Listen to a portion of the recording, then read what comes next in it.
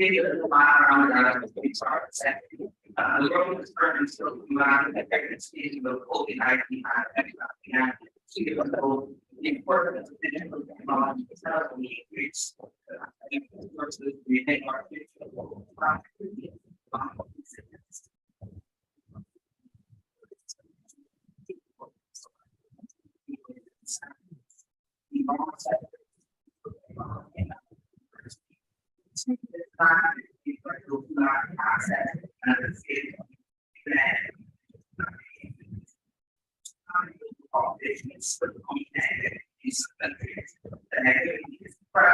so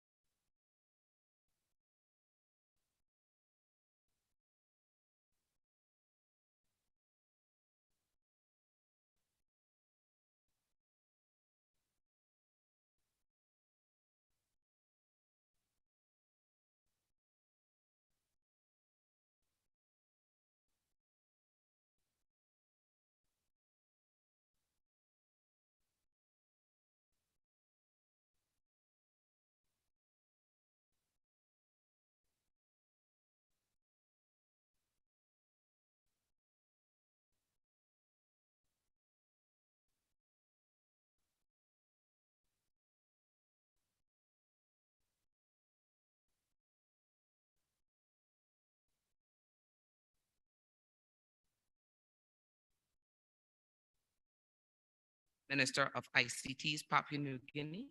Minister. Ms. Paula Enagber, Minister of Information and Communication Technology. And she is online in Rwanda. Mr. Paul Scully, Minister for Tech and the Digital Economy, United Kingdom, also online. His Excellency Bachelor Media, Director General of the Ethiopian Communications Authority.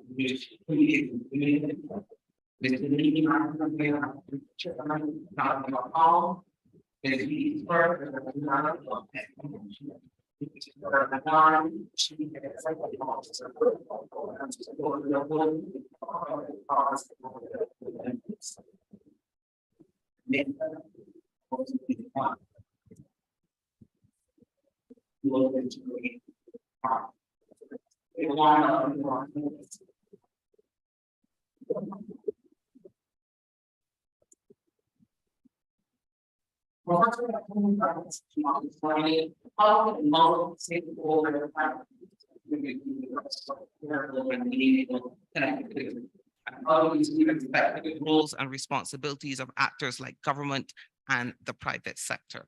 I'm going to start with Ms. Paula Enagber.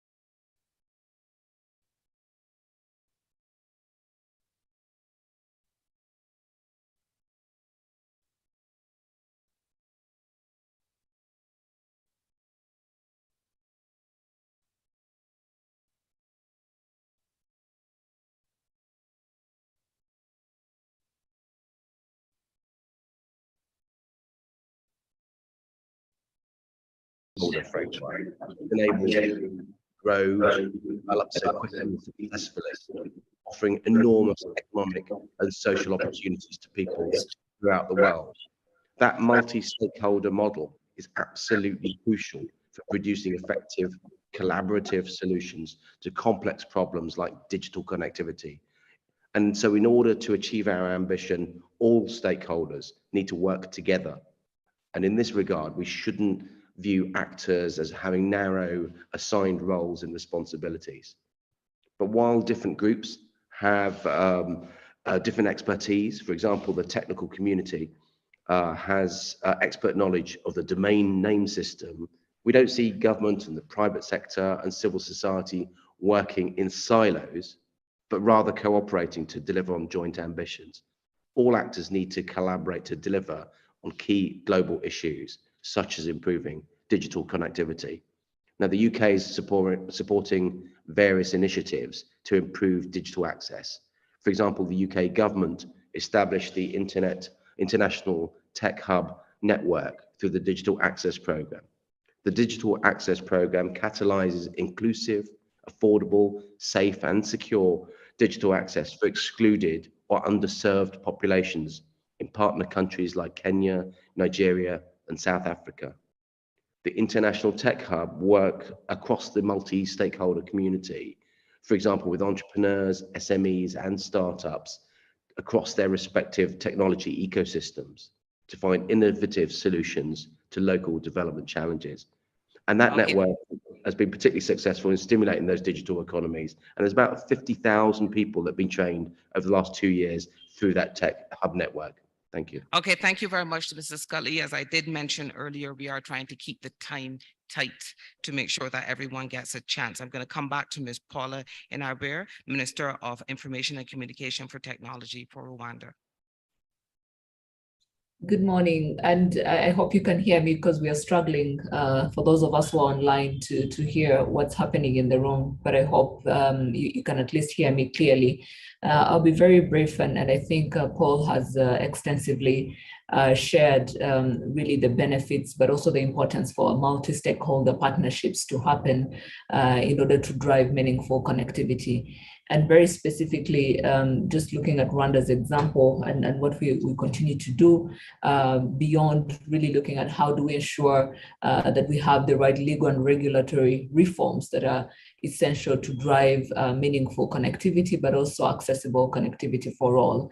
Then also looking at the universal access policies that are not just looking at access, but also ensuring that affordability is achieved as we drive broadband connectivity for all and making sure that no one is left behind.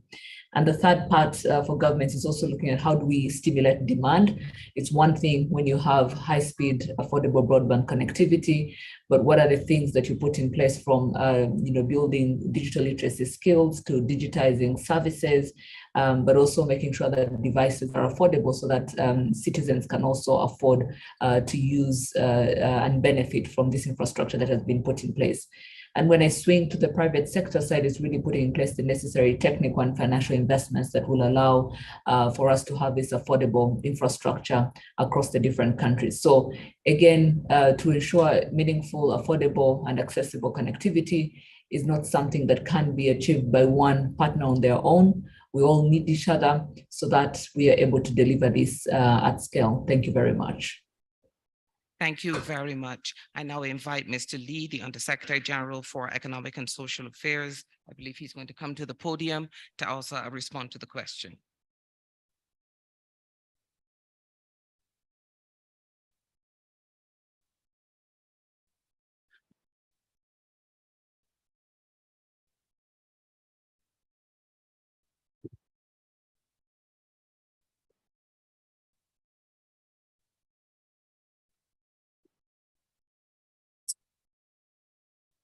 Let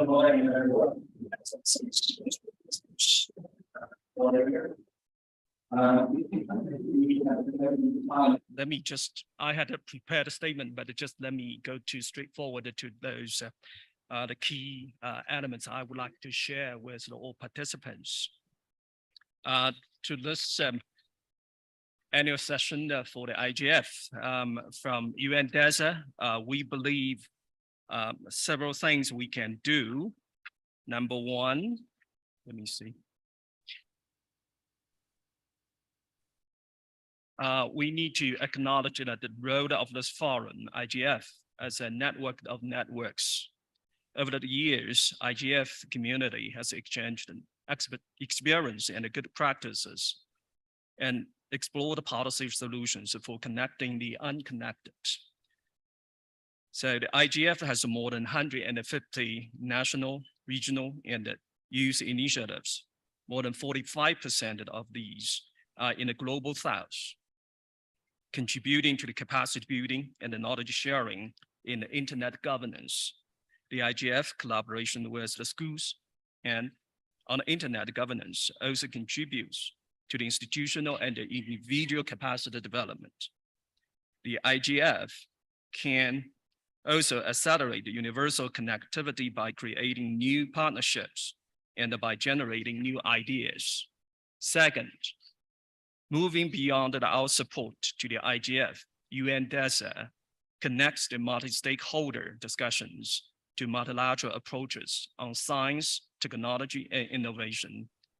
The rich outcomes of the IGF annual meetings, for example, are brought to the UN high-level political forum supporting the implementation of the SDGs. The high-level political forum is a critical platform to be leveraged by IGF. Every year since 2015, the nations have come together in New York to evaluate their efforts to achieve the 2030 Agenda for Sustainable Development and SDGs in the high-level political forum.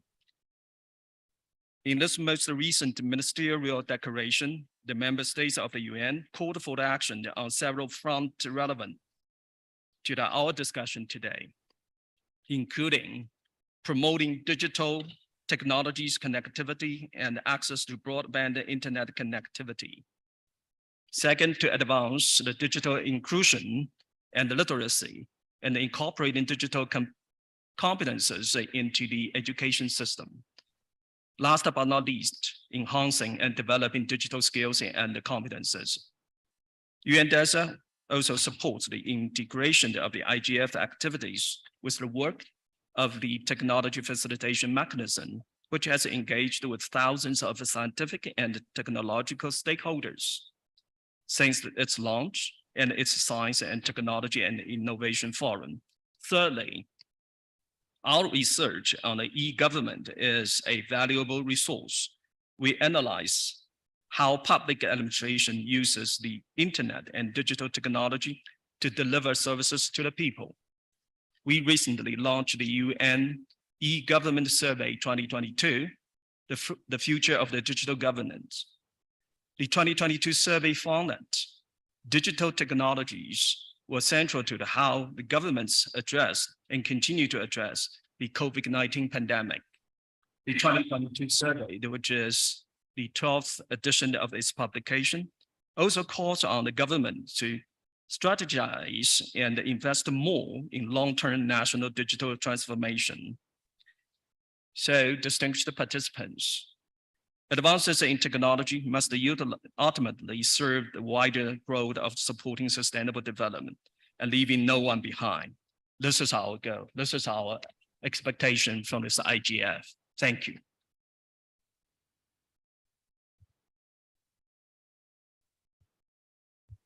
Thank you very much, Mr. Lee. I'm now going to ask Mr. Antonio Pedro to also answer that question, and I'm going to repeat it. How can multi-stakeholder partnerships contribute to universal, affordable, and meaningful connectivity? And how do you see the respective roles and responsibilities of actors like governments and the private sector?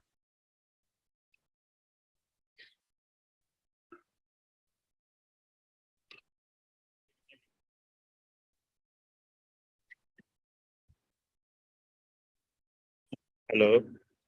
It's on? Yes. Okay. Yes.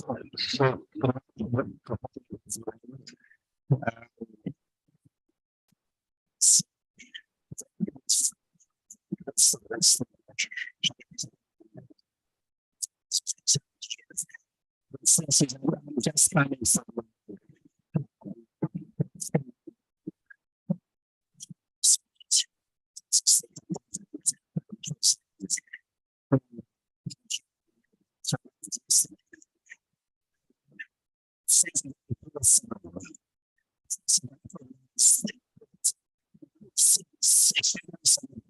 Sustainable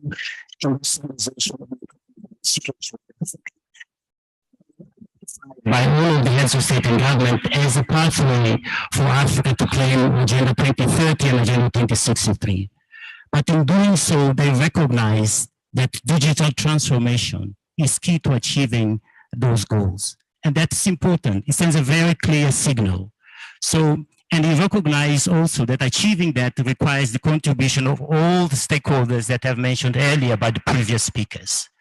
So we as ECA, therefore, we use our three functions, the convening, the think tanking, and the operational advisor services for supporting, first demystifying the conversations about internet and its role in society. And that's important. It simplifies the conversations. We also identify the opportunities for all the stakeholders to participate. For example, we are supporting our member states to formulate national African continental free trade area strategies. As you know, the AFCFTA is deemed as the Africa's Marshall Plan. It will create a market of 1.5 billion people with no tariffs and other barriers. This will enable the emergence of small and medium enterprises, regional value chains, which require digital as means to enabling trade and so on and so forth. That's important. So understanding what the opportunities are, providing that information freely and available to all the stakeholders so that they can invest. And then, of course, supporting with harmonization of legal. Thank you.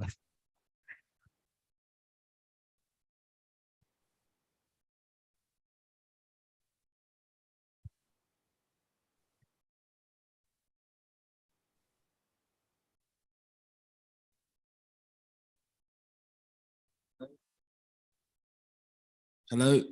Hi. Morning, everyone. Madam Chair, was that part of my 2 minutes? I hope not. Okay, good. I'll probably take less time than that. So good morning, everyone. My name is Kojo Bwacha. I'm Vice President of Public Policy for Africa, Middle East and Turkey. First of all, huge thanks to those who, like Ryan, who I met this morning, who have helped put together this event. And an admission from me, this is my first IGF, despite working in this sector for 20 years. So I'm incredibly excited.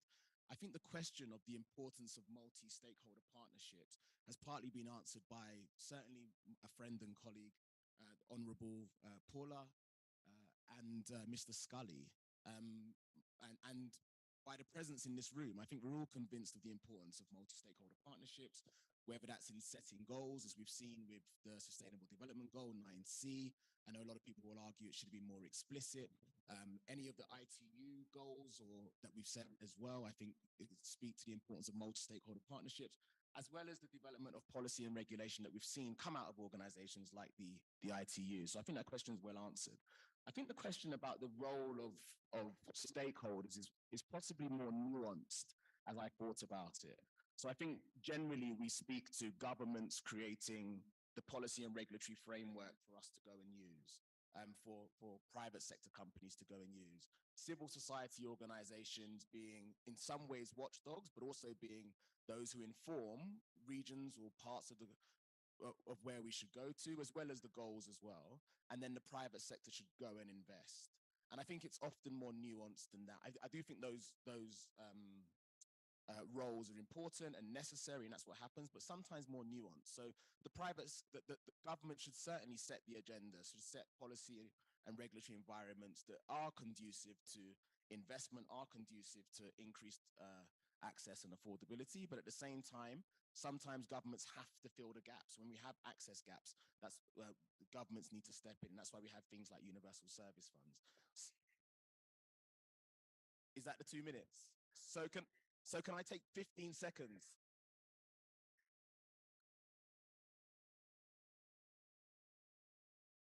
Okay, I'll take an extra 10. When done well, that's why you get great projects like To Africa, which is Meta's project with 7 other partners, the first submarine cable to connect east to west or west to east, hitting or connecting 33 countries across Africa, Middle East, Asia. It will bring more capacity than all the cables at this point in time.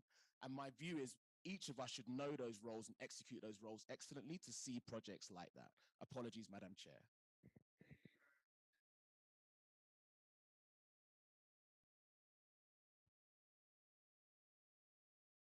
Let's try this one. Thank you. Director General of ETNO, representing telcos of Europe, and also sitting in the newly constituted IGF leadership panel. We all know connectivity is extremely important and it's vital for all of us. There's no way around this. But connectivity is expensive, as we just heard. We need investments, and the deployment of 5G and fiber is an extremely CapEx extensive activity in the industry. So we need the cooperation of governments, public funds, private sector, deployers of connectivity. And it's essential to make sure that the funding and the infrastructure rollout is going exactly to those places and communities which need it. So government can help in making rollout easier and point to the places where it's needed, but industry can also help community led out infrastructure. I think these are important, but we also need that investors needs clarity and certainty that they're making a good investment. So connectivity needs to be meaningful and affordable, as we've talked about, but we cannot risk undue government interference. We cannot risk the network shutdown. We cannot have top-down mandating of standards and protocols. And ETNO and our members are a strong support of an open internet, and we reject any attempts to fragment the internet using top-down protocols. This is bad for democracy, it's bad for investment, and it's also bad for achieving universal connectivity. Thank you.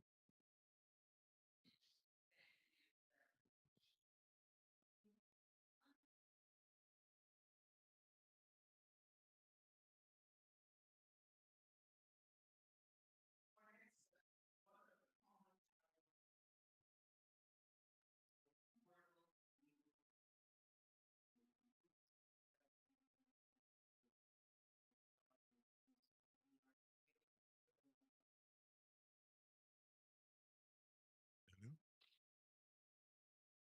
Yeah, thank you. Let me just use this one. Thanks very much, Madam Moderator. Africa is the youngest internet region and has known challenges in several areas, from stable connectivity, lack of devices, capacity, content application, education, and new entrants, and quite often insufficient multi-stakeholder community engagement. And if you think these are many, just imagine what they were roughly 30 years ago when internet was arriving. As there are no technologies for addressing some of these challenges, I would rather focus on a new issue, which is technology security, as in similar to food security. As internet penetration crosses 50%, instead of internet shutdowns, we should be seeking continuous internet.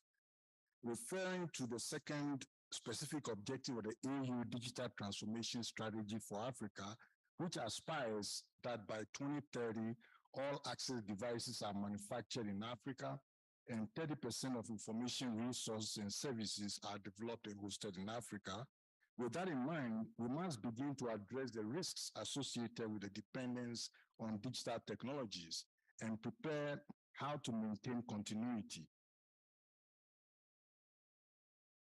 Now, a good amount of technical handicaps in Africa's internet operations are undertaken in projects with global partners. While we understand urgency to complete a checklist, be aware that to acquire capacity to control networks is to do more of the technical networks ourselves. In the 90s, the majority of connectivity providers on the continent were indigenous ISPs, but that is no more. What policy lessons have we learned? Thank you.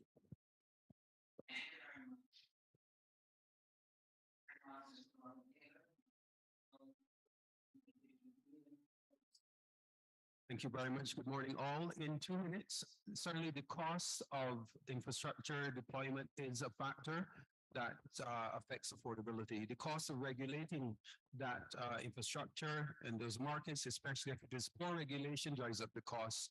The costs for certainly for small island developing states, isolated in some cases, the cost of subsea fiber connectivity, the cost of capital to fund this infrastructure is important, and we have to talk about partnerships with international financial institutions like the World Bank, Inter-American Development Bank, and others that can provide cheaper capital to invest.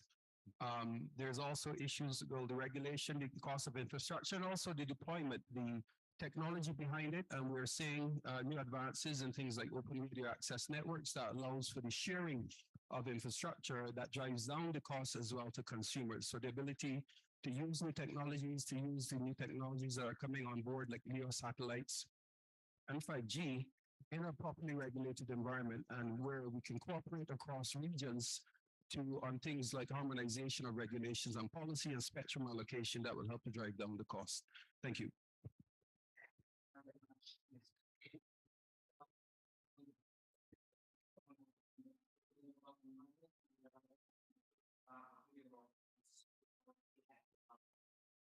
Ms. Paula Martin, I have a question for you. What are the common challenges providing affordable,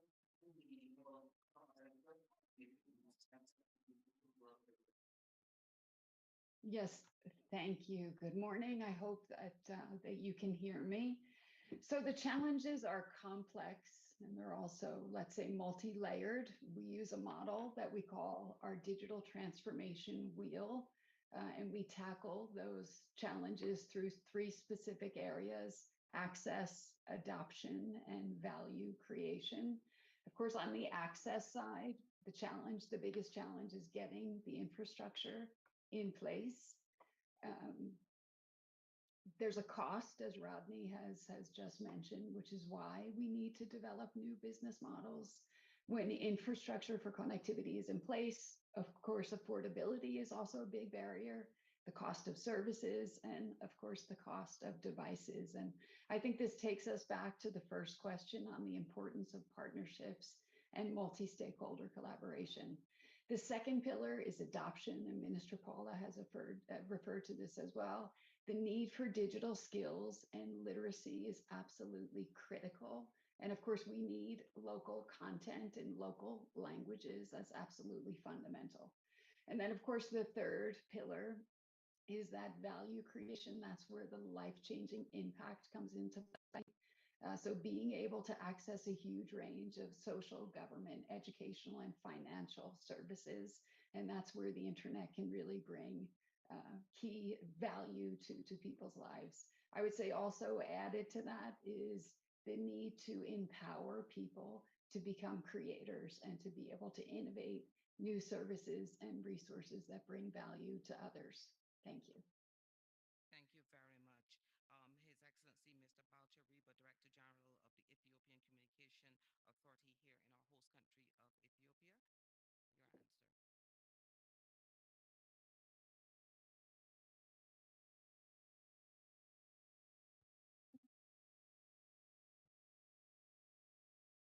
Your answer.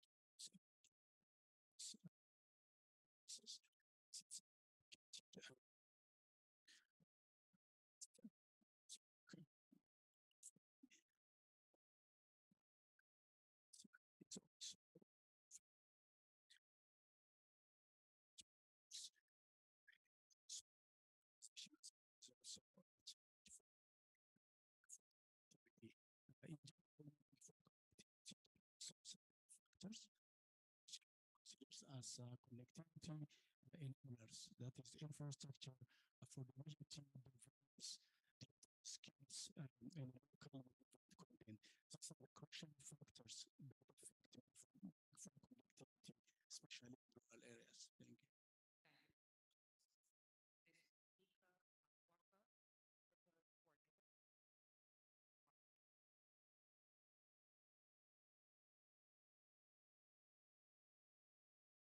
Good morning.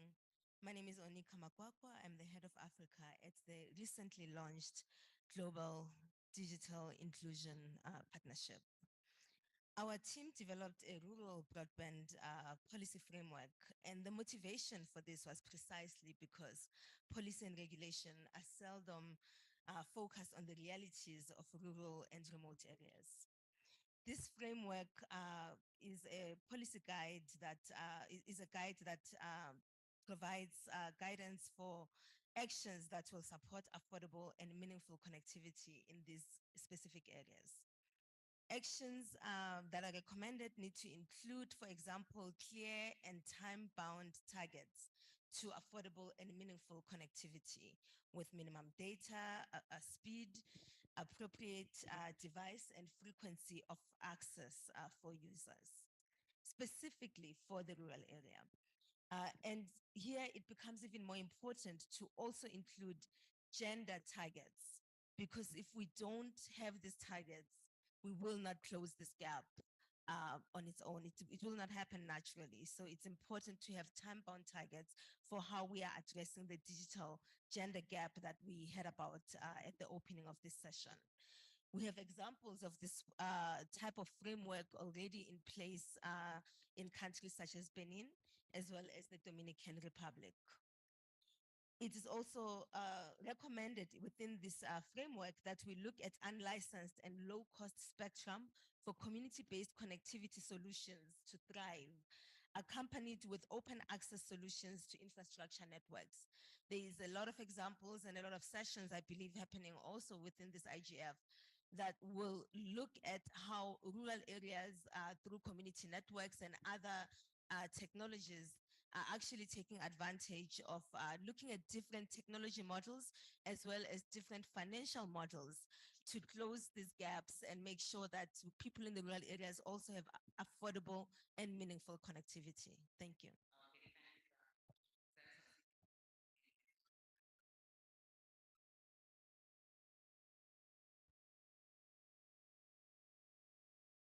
Thank you. Thank you very much. Firstly, before I make a few remarks, I'd like to acknowledge the host country, Ethiopia, and of course the minister, Mr. Honorable Berlete Mola Getahun, who is present with us here, and of course the State Minister, Uria Ali Mahdi. Thank you very much for the kind welcome and hospitality so far. This is our first time to travel to Addis Ababa. We are a country that is very far from here. It's about 7 hours time difference. And it's exciting for us to come and be part of this very important occasion. And of course, here, very knowledgeable people in this sector. Just as a way of saying a few things about what we are progressing in Papua New Guinea, I want to thank the IGF for facilitating a platform for all regions and citizens to have access to internet, ensuring that no one is left behind. In a short space of time, my country, Papua New Guinea, has gained much needed traction in its digital transformation journey. And we acknowledge that internet remains a crucial and a critical enabler for digital transformation. And so we are happy to be here for this very important meeting.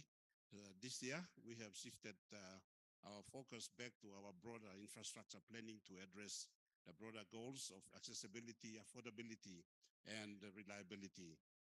Realigning our national broadband plan and universal access policy, and consequently, we'll be making amendment to our National ICT Act of 2009 in our effort to bring internet connectivity to all the citizens of our country. In early September, I had the opportunity to attend the regional IGF meeting in Singapore, and I met lot of very interesting people. And of course, Madam, if you can just give me a little bit of time, I'm from a very far country, so why not? Yeah, thank you very much. So last week, my ministry with our Department of ICT and Regulator finalized our national broadband plan at a stakeholder workshop. And this is basically, internet is new to my country and of course to our region. And what we are doing right now is trying to involve our stakeholders and our people to migrate into that area in technology so that we can catch up on what the world is doing right now.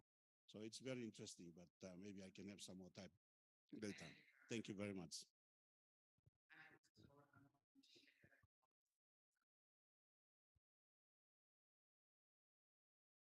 Does this work? Someone is nodding, so thank you very much. First of all, a pleasure to be here on this esteemed panel. So I work for ICANN, and just to explain what we do, every time you go online, you hit about something that actually originates from us and our... I haven't had breakfast, so that will work. Thank you. Is it better now?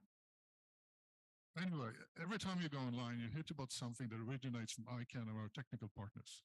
Together, we provide the three building blocks of the internet: the IP addresses, the DNS, and the IP protocols.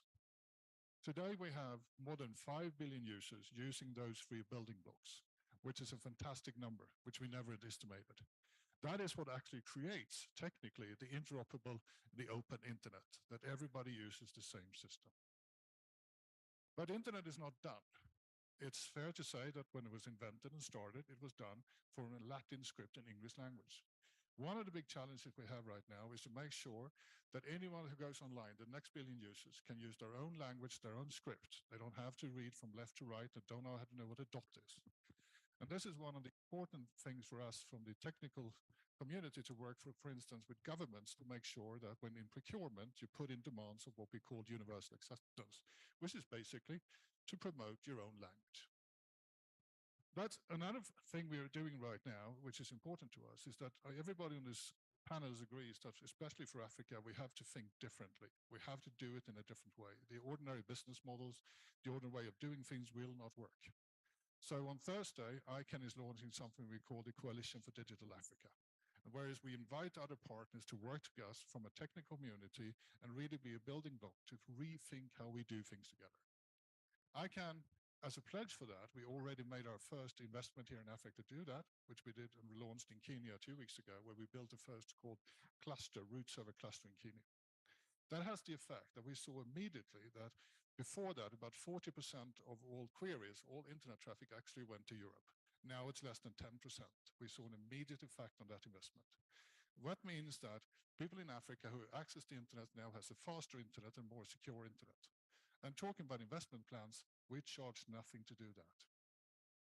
So going forward, I think that we have to come back to the important thing of rethinking things. Another example of that is that ICANN for the first time made a pledge to the I2D to work together with partners to promote something we think is very important. Local country code. Thank you.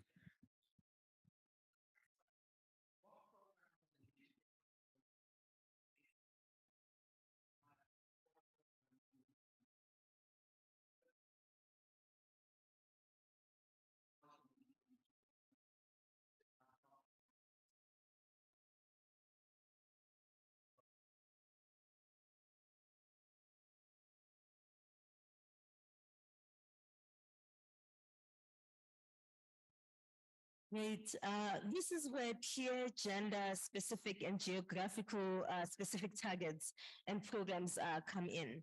The Universal Service and Access Funds and other private, public and private initiatives come in to play a critical role here in helping us close these divides and making sure that those who are historically disadvantaged are not once again left behind on these digital developments.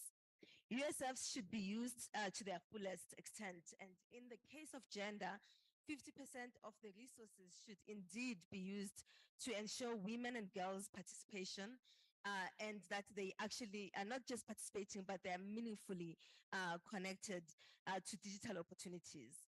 Our team did a study of with the UN Women of the Universal Service and Access Funds, and we found that for the most part, these funds were existing, but were largely not used for what they were meant for.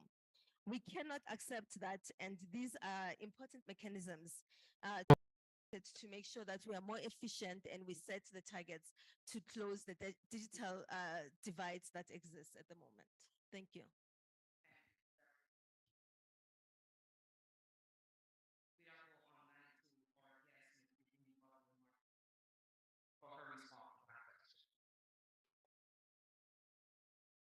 Yes, thank you. Thank you so much.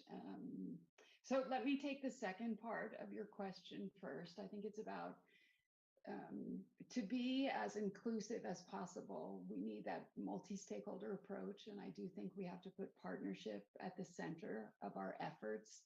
No one can solve the challenge alone.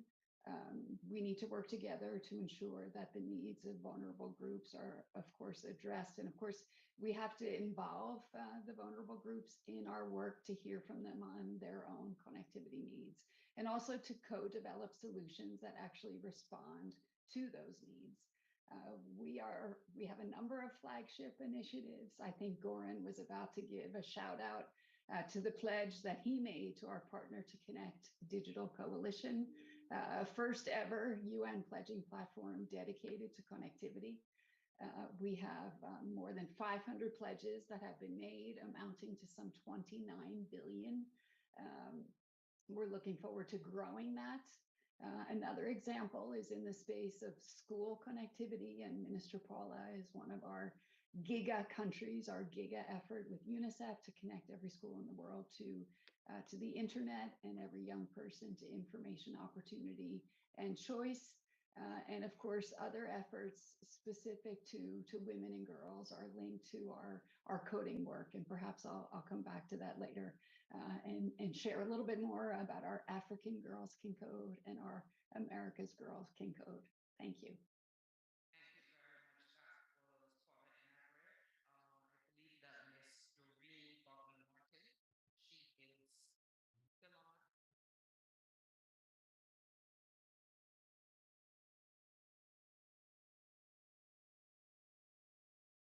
Okay, can you hear me?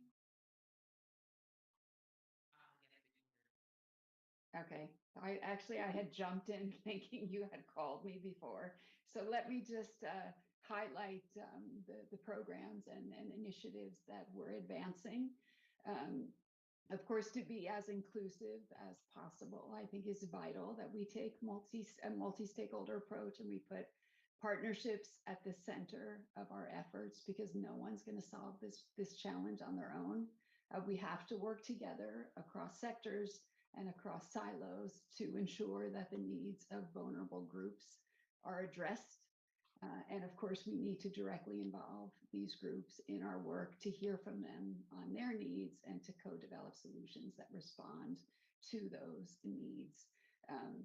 An example, and I think that Goran was about to note this specifically, is the pledge that he has made to our Partner to Connect Digital Coalition, a first ever UN pledging platform. We unveiled those pledges a couple of months ago in Kigali. We have more than 500 pledges that have been made, amounting to some 29 billion in investments, and we're excited to grow that. We also have our giga school connectivity work. Rwanda is one of our flagship countries. We work with UNICEF as our key partner, aiming to connect every school in the world to the internet and every young person to information, opportunity, and choice. Of course, our overarching goal is to promote sustainable models in the space of schools, but also in other areas. Sustainability's got to be key. And of course, that public-private partnership is absolutely fundamental. Thank you. Thank you.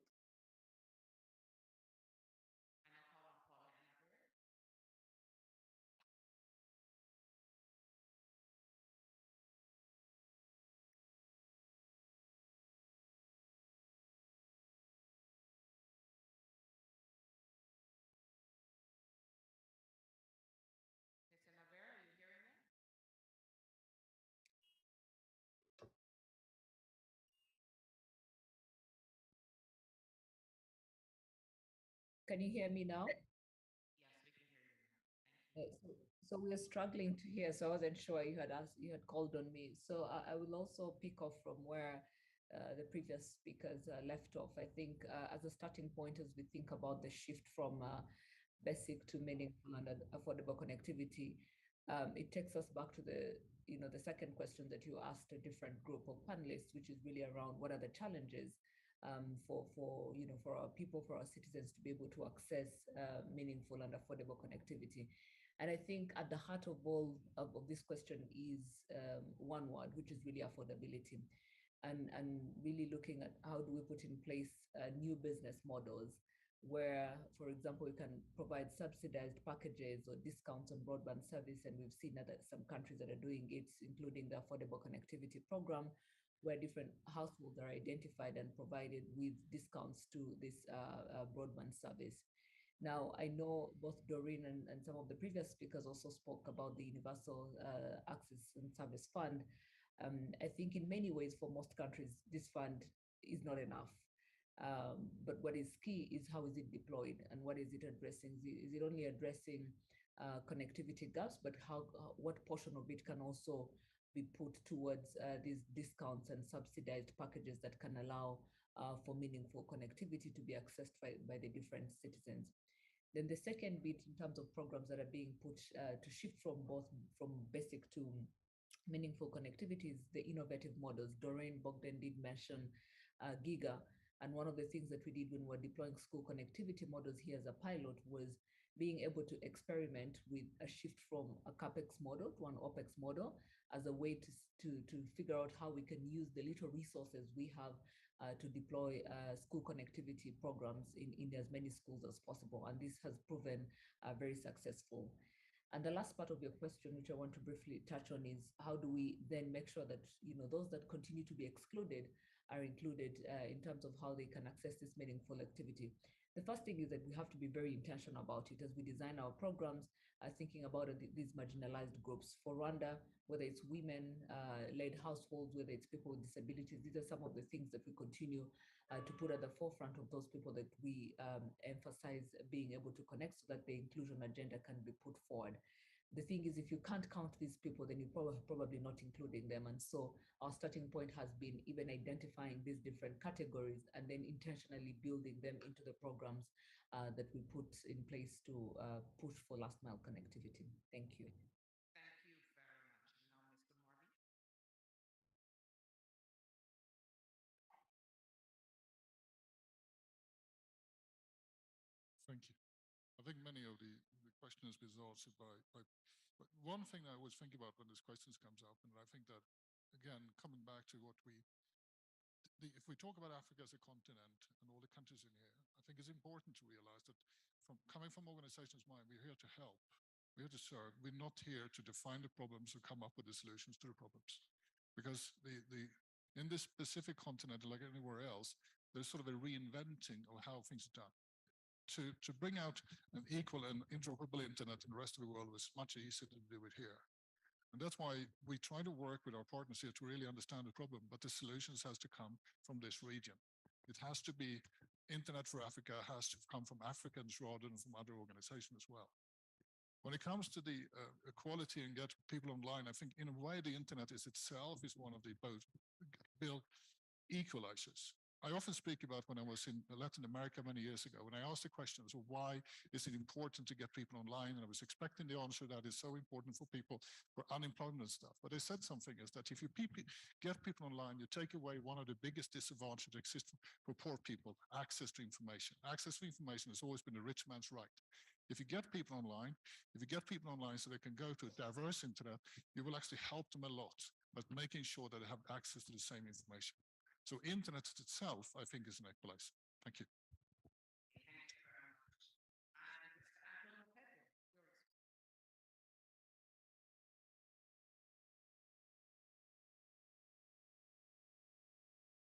very much. Thank you. I would like to build on the previous comments about the importance of building local content and solutions. We are particularly proud of our program Connected African Girls initiative. These are coding camps that we're bringing young girls and women to learn all sorts of skills from machine learning to artificial intelligence. So far, we've trained about 25,000 young girls and women across Africa, growing. So this again is very important.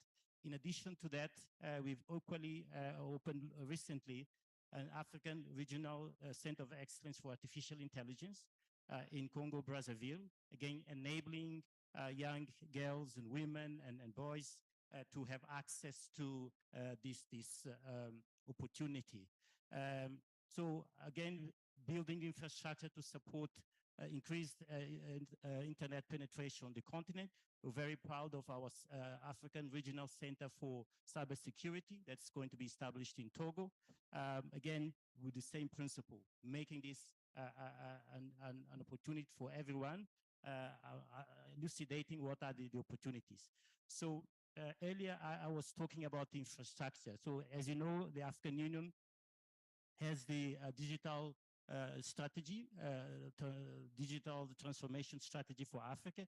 So we're supporting at the country level to formulate national digital transformation strategy. This is very important so that we can identify what are the key issues and problems at the country level so that the national solutions and specific solutions that Paul made reference to earlier can become a reality. Thank you.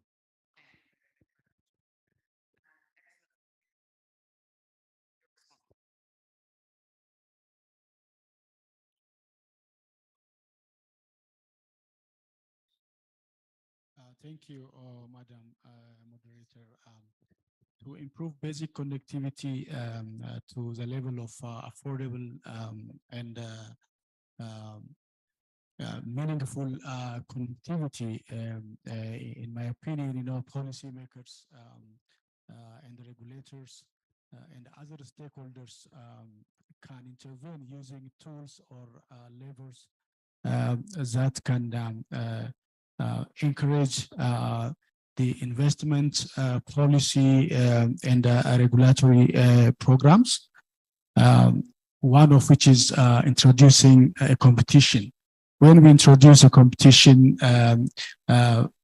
we can achieve the quality of service, we can achieve the affordability as well as the accessibility and availability of the infrastructure.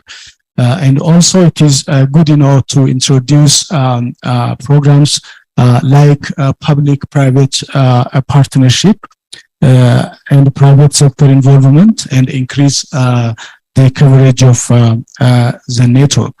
The other program which can be implemented is reduce taxes on devices, especially on smartphones, and also introduce mechanism like device subsidy, especially for rural areas and for not hubs. And also the implementation of universal service and the universal service fund is one of the mechanisms that can be implemented.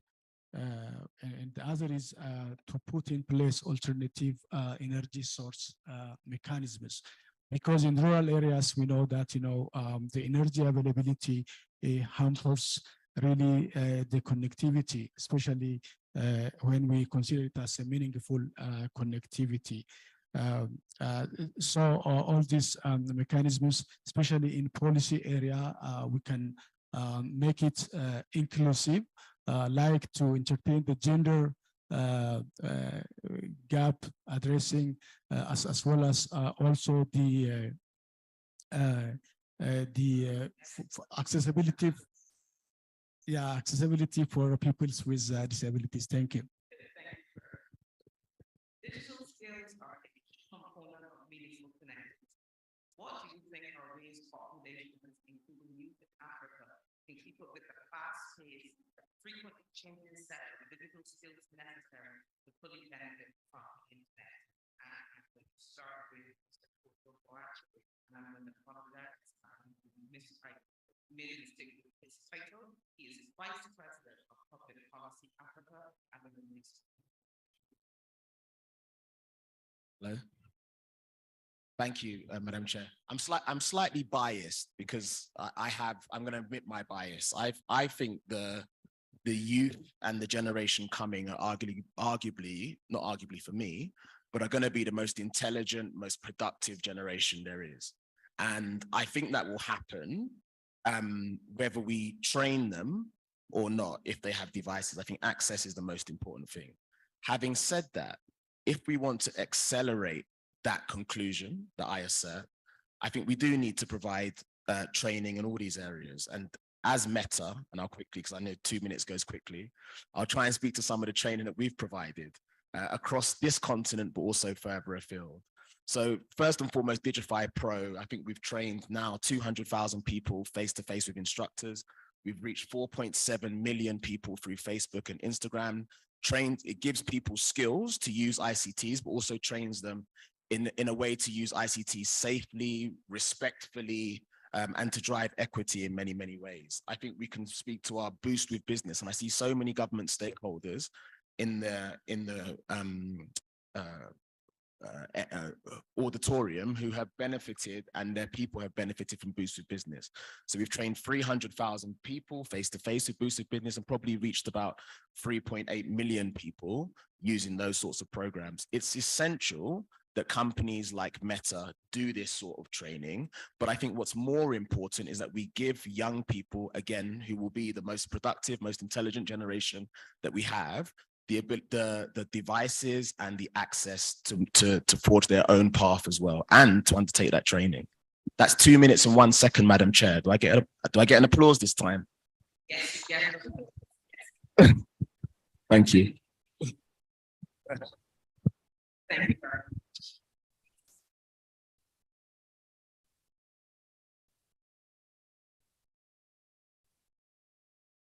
Thank you. Well, we all agree, I believe, that digital skill is a component of meaningful connectivity. And it's not only skills on how to use and benefit from the internet, but also skills about how to code, create, design the internet, because this is our society of tomorrow. Well, in Europe, 2023 is the European Year of Skills. And in 2021, the European Commission set digital decade targets. And why is this important? Because we think this can help driving skills too. And part of the digital decade targets is skill. So by 2030, the Commission aims to have 20 million ICT specialists in Europe, which is and a much higher proportion of women than today. And we need to have 80% of the population to have basic digital skills. So I think targets can help us upskilling and skilling people. And what we see is we can have teaching of skills in academic institutions that can be supported by public and private funding. But another very important point that we see from the industry is upskilling. We need skilled labor. So we work together with the unions in upskilling people for the future. So one way where a population can have access to skills, upskilling or reskilling is through multi-stakeholder partnerships, which we see around the world. And this includes the industry that I represent, working together with governments and civil societies. So one final reminder from my side, the climate must be right, not only on the investment, but we need an open global internet based on international standards and governed in the bottom-up way. Thank you. Thank you very much. Now,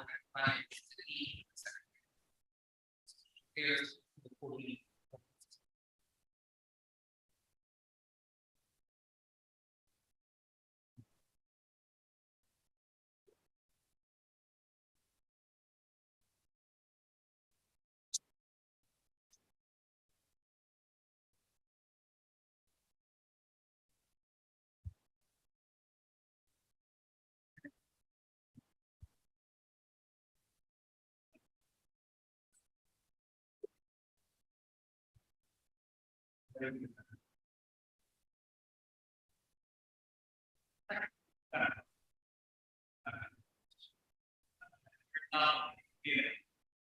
So that's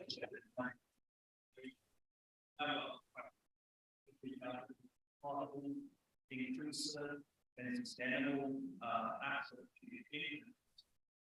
For me, number one is policy. But we could have a solid, sustainable policy from the governments of the member states. Number two, it's a solid, sustainable intergovernmental law. Governing the connectivity and digital technology. We all need. There's a huge digital demand. But how we can reach the gap, we can accelerate the implementation plan of action in global practice. That's the accountability or responsibility for the international organizations like UPenn, like the or other regional bodies. Third, it's about the long-term investment from the private sector and the public sector. And in those days, we found a number of panelists to talk about the public and the private partnership. But in the internet, internet or digital society, we certainly would like to see more investments from the global plan, or from the global goals to the global plan. In that sense, the rural areas and urban areas in developing countries would accelerate their focus in the digital society. Last but not least, also the capacity building. Another of the points underlying this fact of that fact. It is very true, if we have the infrastructure there, but we don't have the human resources capacity there will be big trouble. So in essence, I would think we will almost for the global map, for the African continents, the very focus is how we can accelerate capacity building for those continents. Thank you.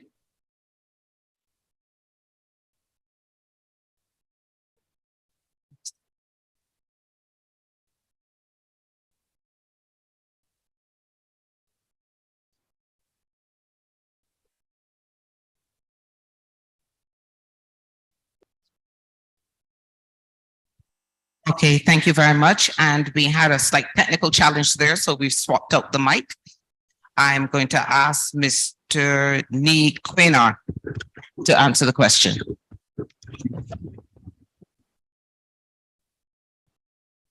Thanks, Madam Moderator. Well, as a teacher, I say to the youth, go to school, get skills, be entrepreneurial, and live on the internet. In the technical space, the African Internet Technical Institutions, AFSTAR, will be there to help you keep up with the skills. It seems widely accepted that quality broadband connectivity contributes to GDP. Thus, what the broadband is used for will contribute differently to GDP. Hence, what skills, what importantly, education may be a major factor in meaningful connectivity. We should develop technical skills, and partners should urge we do the technical work to acquire the skills to prevent inadvertently outsourcing technical capacities, especially around the name services, CCTLDs and DNSSEC. By taking the ready way, we fail to develop our technical capacity. We should be cautious because there are some operational decisions which are difficult to reverse. There's a long cycle of science and technology research preceding commercial products of the internet. We need to ensure our educational and research institutions are abreast and plugged into the global research activities and are resourced to contribute. As we accomplish our goals on access, the differentiation among economies will be the quality of the education and research in the disciplines leading to the technologies. This will require we upgrade academic curriculums and labs to be more internet or network friendly and pursue science and technology geared towards local problems. We promoted national research and education networks as a means of providing connectivity to education and research institutions, including schools. Keep it together and share. Thank you very much. Thank you very much, Mr. Quanar. I now ask Mr. Rodney Taylor to respond to the question. Thank you very much, Joel. I'll just, since examples have been, well, the question has been answered, so I'll just give an example from the Caribbean, where I'm from, in particular Barbados, a project I was involved in called Digital Ambassadors.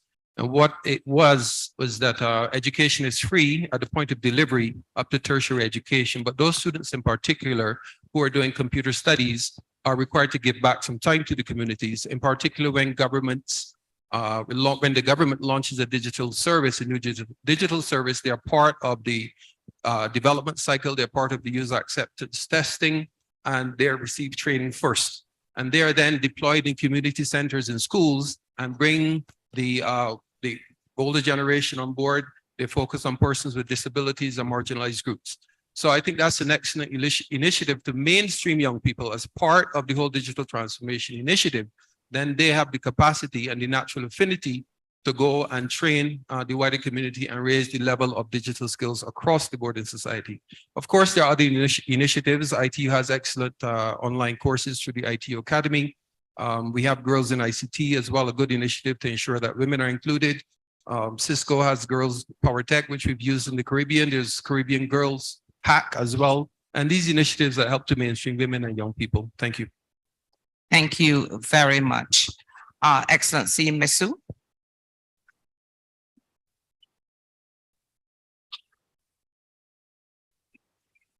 Thank you again, Madam Moderator. The question on digital skills is extremely important, and one we in my country are grappling with ourselves. We're working hard to improve digital skills for our students, government workers, and our small and medium enterprises also.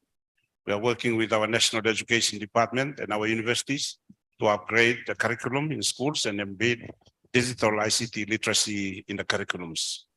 Our plan is to work closely with the youth, primary and secondary students, and conduct training for them, and the students will then educate their parents on digital and ICT literacy, because it's a new wave of technology for us in the country, and we are trying our very best not to leave any person behind.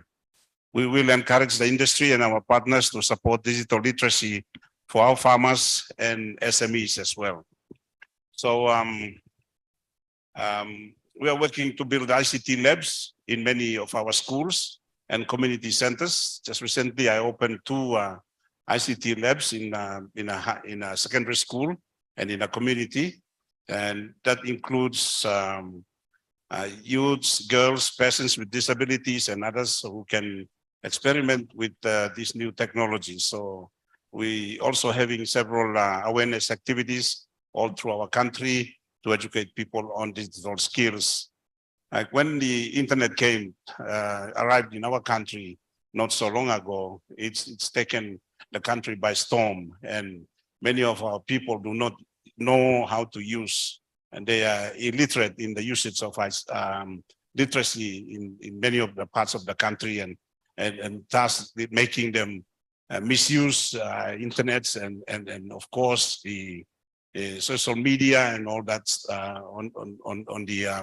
on the net. So we are working very closely with those in the industry to help create some training programs. In the past month, we have signed an MOU with one of our national universities to host a program, and we are also working with the PNG Computer Society and the PNG Digital ICT clusters on other digital literacy projects. So I'm happy also that we have signed an MOU with EPINIC, and I'm also happy that Cisco we have an agreement with Cisco. And okay, thank you, Excellency. I'm going to have to wrap you up there. Thank you very much. And I come now to Doreen Bogdan Martin, and for her response to the question. Thank you. Let me perhaps jump back to something that Goran had mentioned, that the internet is the greatest equalizer, but for that to happen, that digital skills piece is absolutely essential. Our research shows that lack of digital skills is actually one of the biggest barriers to uptake into digital transformation. So we need more digital skills education, and I would say we need it as early as possible. Digital skills and awareness should be taught in schools as young as, well, at the primary level, we would say, and that's something that we're advancing through our GIGA school connectivity effort. The core skills that all people, including young people, need to have today also include media and information literacy, as well as online safety skills.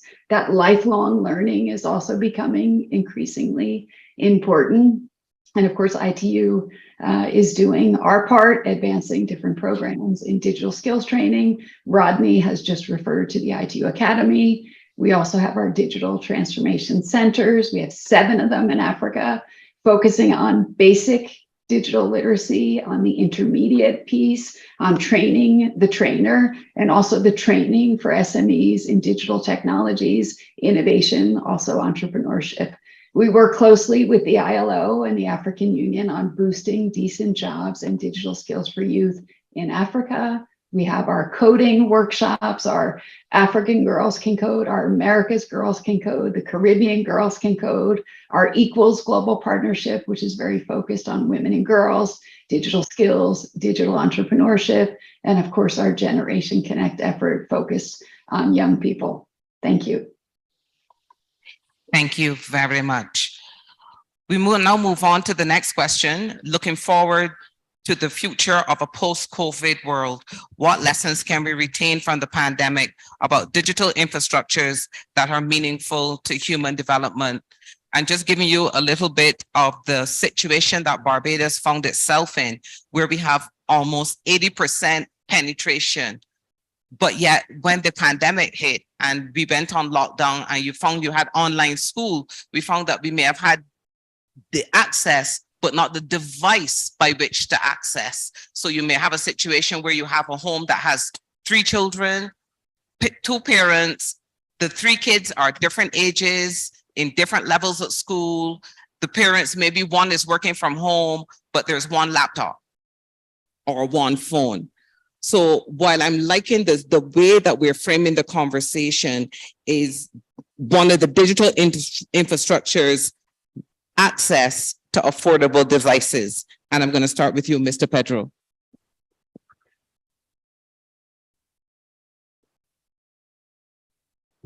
Thank you very much. So COVID-19 was, of course, challenging for everyone, including in Africa. It accentuated the digital divide, which we referred to earlier, not only between the North and South, but within countries themselves, the urban-rural divide. But it equally provided, it demonstrated the value proposition of digital transformation, in the sense that we're capable of looking forward or bringing innovative solutions to some of our problems, from e-procurement that facilitated, for example, access to goods and services to Africa. I mean, for example, it's through the platforms that we created from ATEX, through AVAT, and so on, that we enable Africa to have access, for example, to vaccines, to goods and services. So moving forward, and that's where, I mean, here, moderator, I would please plead for you to give me a little bit of more time, where my reference to the African Union Summit of Heads of State and Government is important. Because it's about moving forward. And the summit has recognized, as I started with, that digital transformation is key to achieving those goals. So, and we need to be able to demonstrate that value proposition across several jurisdictions.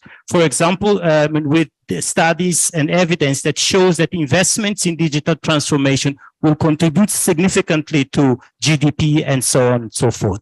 There you'll have the attention of the ministers of finance, who can then deploy resources for us to be able to invest in improving infrastructure, broadband access, and so on and so forth. The countries that we're celebrating today, from Rwanda to many others on the continent, have recognized that importance early in the development of the digital infrastructure and ecosystems, and they put money there. So we need to invest more in that process. For example, in Central Africa, the cost of access to internet is prohibitive. And one of our efforts was to really try and demonstrate by comparing what Central Africa was not doing and what East Africa was doing when they established one network area, and what the advantage it creates in terms of facilitating business processes and access to common citizens and so on and so forth. And it was with those numbers that we convinced policymakers in Central Africa to move with the agenda to create a one network in Central Africa. Okay, So more of these there. Thank you. To wrap you up there. Thank you very much. And now I go to Ms. Paula Inaber.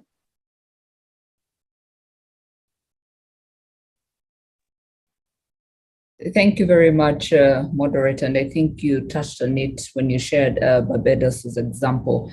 And I think what, the COVID experience has all taught us is that one, necessity breeds invention. So what we saw was an accelerated, digital transformation where massive investments were made, across different countries to ensure that there's access. But then quickly we realized that, yes, access is one thing, and that's why you see many countries who rank very high when it comes to coverage statistics, but then very low when it comes to usage. And the things that you rightly mentioned, moderator, which is really devices, skills, and everything are really what it will take to ensure that the number of people that are able to access, or the number of people that are living within areas that are covered, can also in many ways be able to meaningfully access and benefit from the infrastructure that has been deployed. Now, I think what we've also learned is that the prepared were able to weather the storm better. And I guess even going forward, our effort is to say, anytime we could have any kind of crisis that is happening, how better prepared are we when it comes to broadband infrastructure, when it comes to making sure that people are meaningfully connected and that they'll be able to weather whatever storm that we find. And I don't think we're going to return to normal, because today when you see how every workplace is really changing to ensure that a hybrid mode of working is really acceptable, schools are shifting to a hybrid way of learning and teaching. And so it's really just making sure that we have these accelerated investments, but it must be a multi-pronged effort. It's not just the infrastructure, it's all these other things that we've discussed over the last 1 hour or so, which is ensuring that we have affordable devices, we have the right content in the the local languages that is accessible to everyone. We're able to gamify this content, we're able to deliver it in an interesting manner. But at the same time, we're also able to make sure that affordability remains possible by bundling all the services. So that's what the COVID experience has taught us, to really figure out a multi-pronged approach to delivering meaningful connectivity. Thank you very much, Ms. Inaber. And I now call on Ms. Onika Makwaka for your comments. Thank you, moderator, for sharing that experience. It actually helps to demonstrate the inequalities that were highlighted by our COVID-19 experience. First, I think one of the things is that we are at a point post-COVID where digital policies have a much greater understanding, and that understanding needs to permeate through across other sectors as well. So it is really important that we collaborate even ever more so now to make sure that we are actually meeting people's needs by making sure that digital policies actually can be worked across all sectors, health, education, etc., that can help improve people's lives.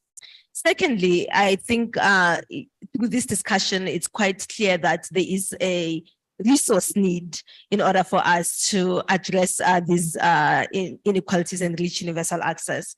A recent documentation by ITU, I believe, pegs it at about $428 billion needed to connect everyone universally. Even if private sector could contribute half of that, we still need governments to come and make commitments, as well as development aid and other sectors to contribute towards closing that gap. And lastly, I would be remiss if I did not mention that COVID-19 also So as we also saw a rise in online gender-based violence that is counterproductive towards our digital inclusion efforts. So it is important that we begin to look at policies to ensure that we minimize, or actually not minimize, we eliminate violence online against women, because it is one of the factors that contributes towards the digital gender gap. Thank you. Okay, thank you very much. Mr. Lee, you wanted to say a few words? Thank you, Madam Moderator. I'm sorry to ask the floor again. That I just want to share the two more pieces of information for all participants with regard to go beyond after all the pandemic. After our IGF next September, United Nations is going to host SDG Summit. I guess we will go together for the review for SDG implementation. So it would be a good occasion for us, for all stakeholders to take into account what we need to achieve by the SDG. And second, the Secretary General also proposed to launch the Global Digital Compact to be adopted in 2024, when the UN is going to host the Summit of the Future. Actually, we have invited all contributions from all stakeholders. We hope that we would collect all contributions from you. Thank you. Okay, thank you very much. I am now going to go to Mr. Quaynor, Chairman of Ghana.com. Thank you very much, Madam Moderator. The internet grows at the edge, where we develop benefits from applications that solve our problems. The cracks showed up when during COVID pandemic, we were challenged to use the internet during the lockdowns, and the local services were not there, were not available. We all saw at that time the potential of the domestic internet. The internet had been positioned as though to provide access to international services, to services overseas. Operators took users to international content providers. The internet had not permeated nor been assimilated sufficiently into the domestic economy and the social fabric. The exchange points have worked well for us, but unfortunately, content was not following the exchange points, and in-country links need to become more affordable. The infrastructure and arrangements were not prepared for such stress tests. We could not easily take people from homes to offices, nor from homes to schools. We could not acquire the local services we needed online. We need to have a plan for such situations. Online was not yet part of the culture, but is fast becoming so since COVID.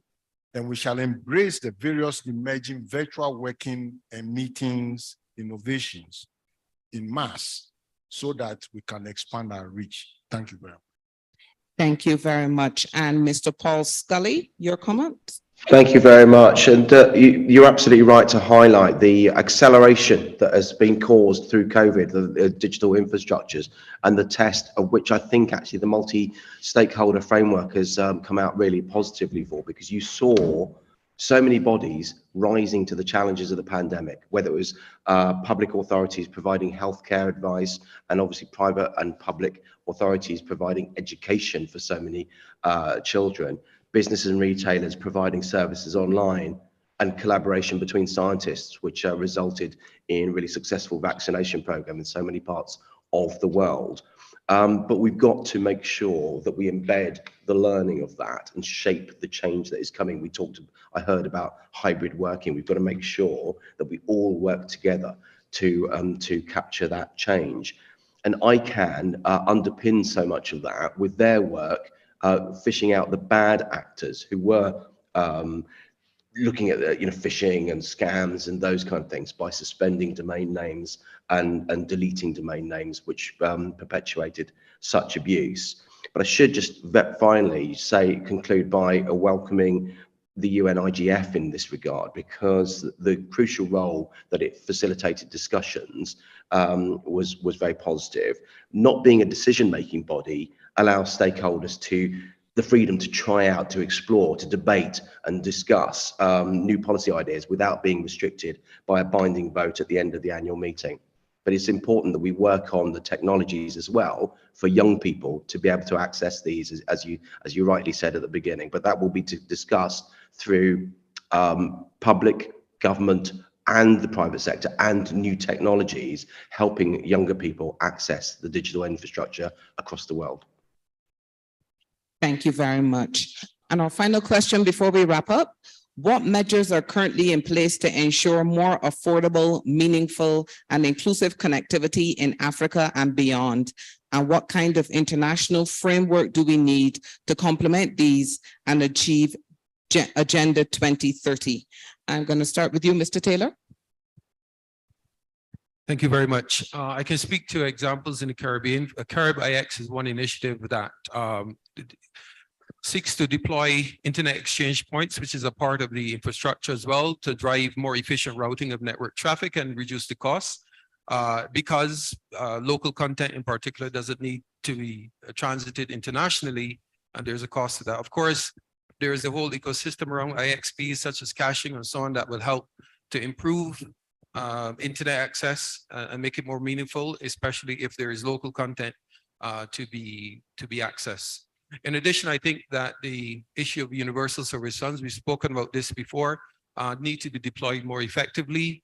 There's no point in having hundreds of millions of dollars sitting on a bank account when it cannot be used to pay for devices and to train and to provide access at community centers and so on. And I think lastly, that if we see the issue of connectivity as a universal right, then we ought to approach it as a universal right and seek to have a global digital compact. And I know this is an initiative of the United Nations, a global digital compact that provides all the necessary resources, in particular to developing countries, to drive down the cost of connectivity and make it more meaningful, with all of the other considerations that we've spoken of today with respect to meaningful and affordable connectivity. Thank you. Thank you very much, Mr. Taylor. Excellency Mesu.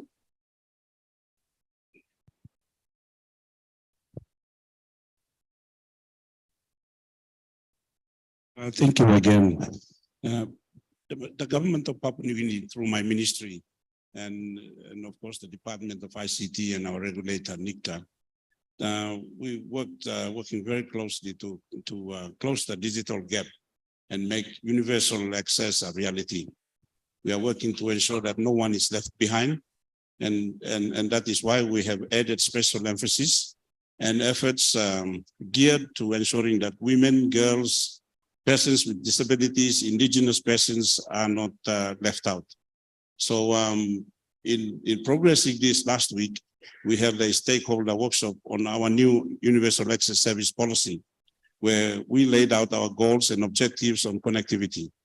As we stated at the ITU plenipotentiary and at our broadband plan and UAS stakeholder workshops, it is crucial that women and girls, persons with disabilities, indigenous groups, and others are included in this digital economy. It is why we are devoted to a separate focus area on this issue.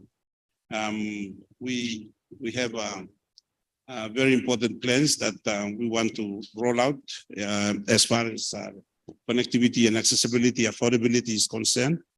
And we don't want to leave our neighbors behind, like our Pacific brothers and sisters. And so we are offering help to our neighbors in the Pacific region as well. Thank you. Excellency, I'm going to have to wrap you up there. Thank you very much. Excellency Rebo.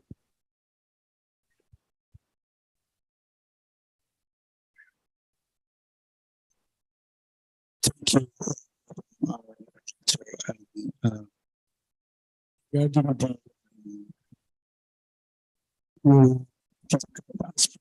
Especially, I will try to address this connection to the scenario in our country. The Ethiopian government has launched the homegrown economic reform agenda, one of which is to introduce a digital transformation. Accordingly, strategy and we are implementing strategy. For connectivity, access and service, digital skills, as well as digital identity. Includes also startups. The ICT ecosystem can develop digital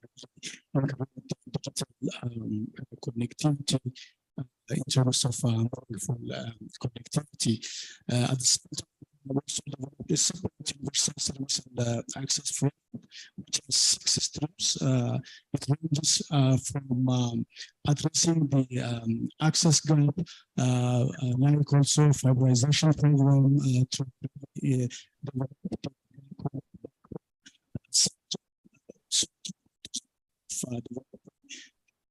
applications and the content, as well as also support the digital skill and also for access. I'm going to have to wrap you up. Thank you so much. Please, Fern. Thank you.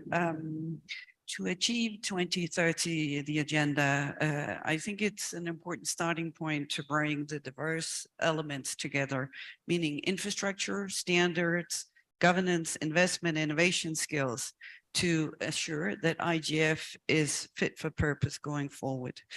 And we're looking forward to the Summit for Future with the digital, Global Digital Compact. And the new IGF leadership panel is one important part in this international framework. I think a strong measure could be that we could actually set our own truly ambitious international agreed SDGs for the internet in a multi-stakeholder way. We know that digital technologies relate to many of the UN Sustainable Development Goals, but we could use this momentum we have for the Summit for the Future and the Compact to set a series of goals for how we want the internet and the digital economy to look in the next decade. Regions and countries are working on this too, such as EU Digital Decade, setting objectives for connectivities and skills. And we see the work is going on in the UN. And I wish to say one final word on the importance of this process being inclusive. We will achieve meaningful and inclusive connectivity only if the governance framework is in fact inclusive. And this means that governance bodies need to look outside the immediate internet community to speak with and engage with those sectors who are building their business on the internet, like banking, like logistics, like healthcare. Okay, Ms. Foss, I'm going to have to wrap you up. Okay, there. sorry. Thank you. Thank you. Mr. Marby? Thank you. Thank you very much. It's always hard to be in the end of something because so many smart things has been said. But I want to point out really to two things. And I want to do a little bit general comment. One of the amazing things when the COVID came around was that you never heard that the internet went down. We had the biggest internet day ever, November 2020, with 8.4 billion requests into the system. Today, on an average, we have 8 trillion requests into the systems to provide you with internet. It never went down. You never hear it expressed on the internet actually went down. And this is actually because it's a networks of networks with many different players, all working according to standards and protocols. And we should not forget, so we can be able to maintain that. Every day, every conversations, there are discussions about do this differently. And that can actually create a real fragmentation of the internet. The fragmentation of the internet means that you can't connect to the internet at all. You can't have a dual internet, it will always be one internet, and I'm happy to be part of providing. But I think we shouldn't also forget that internet is local and global at the same time. Often when we talk about the big things everybody does, we talk it from a global scale, but it's very, very, very local. Most of the traffic actually goes between people, individuals in a country and a region. And I think looking at Africa, it's so important to build the ecosystems in your own regions, your own countries, so the traffic, the business ideas, all of these actually stays within the country. And one of the interesting things of that is a project we're doing together under the pledge to the ITOD, that we're trying to mirror the capacity building and training country code operators. Why is that important? One of that is I have to wrap you up there, Mr. Marby. We're headed to the finish line. Thank you. Thank you very much. And Mr. Boache, and we are even shorter. We're down to a minute and a half. A minute and a half isn't that much. So I will quickly say on this question of Madam Chair, can you take 10 seconds to remind me of the question? Absolutely. What measures are currently in place to ensure more affordable, meaningful, and inclusive connectivity in Africa and beyond? And what kind of international framework do we need to complement these and achieve Agenda 2030? So great. So I can take 50 seconds. I think most of those frameworks, as we said in the first question, are in place. I think the goals under the SDGs, I think the work of the ITU, I think the work of ICANN that we've heard my colleague on the left speak so eloquently about, give us enough multi-stakeholder frameworks to move forward. Having said that, I do think there is need for reform in a couple of areas. So one of the things that we are particularly focused on at Meta, and I know many others are, is spectrum reform. So use of unlicensed spectrum we know can be extremely beneficial, especially in the 57 to 71 gigahertz band. And we're seeing many parts of the world, not so much Africa, and I know many African under the auspices of the ITU, many African regulators are thinking about it, but we certainly see that. And then the other big thing that we would like to see reform of, or the greater use of, is regulatory sandboxes.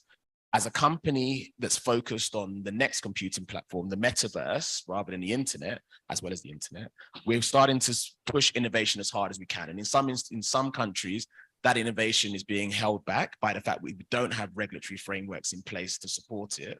And we've seen the use of regulatory sandboxes bring great dividends in that area. So that's the reform. I hope that was 50 seconds or so.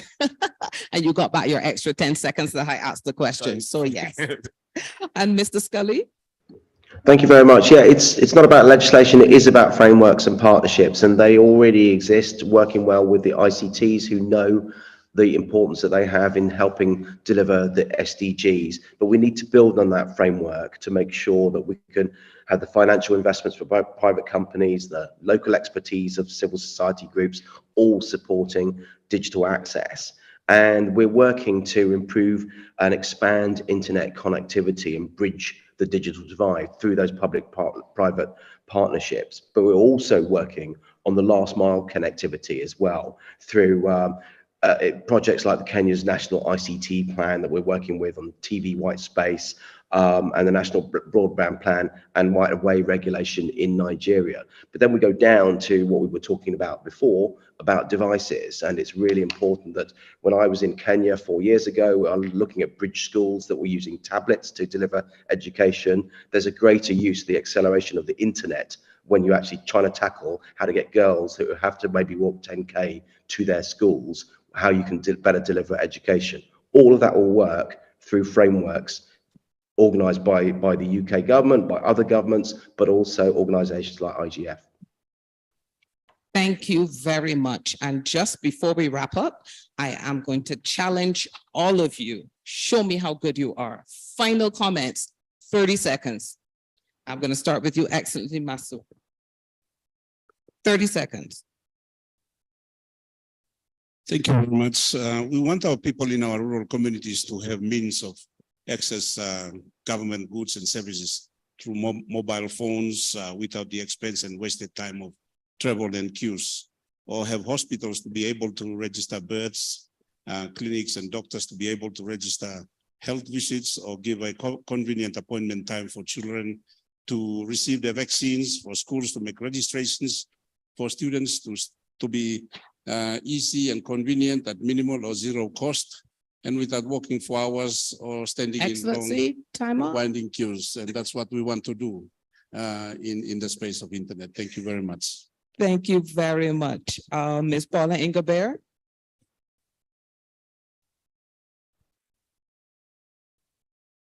I think we've said it all through the different interventions of the panelists, and what is key is that we build the right partnerships that are going to allow us to close on the gaps that we've highlighted, but also at the same time that will allow us to drive impact at scale. Thank you. Thank you very much. Mr. Scully? Thank you. Just want to thank the IGF for bringing us all together for this a really important panel. The multi-stakeholder model is absolutely critical for bridging the digital divide. It's important that we all come together in partnership. And I know my colleagues there, I'm sorry I can't be there, but my colleagues will be attending a number of the sessions this week to explore ideas how we can achieve universal, affordable, and meaningful digital connectivity. So I wish you an excellent conference. Thank you. Thank you very much. Excellency Reba? Thank you. Just I would like to say a few on meaningful connectivity. Meaningful connectivity means it is a people's experience. So it is an experience of unlocking the full power of internet access. For this to happen, we need high-speed internet, an appropriate device, unlimited broadband connection, and unfragmented use. Thank you very much. Thank you. And you came in just under the radar, 30 seconds. Mr. Lee? Well, much has said that I just have the two sentences. Partnership among the all multi-stakeholders for IGF. Second, action, action, action. Let's not hold back. Thank you very much. Mr. Pedro?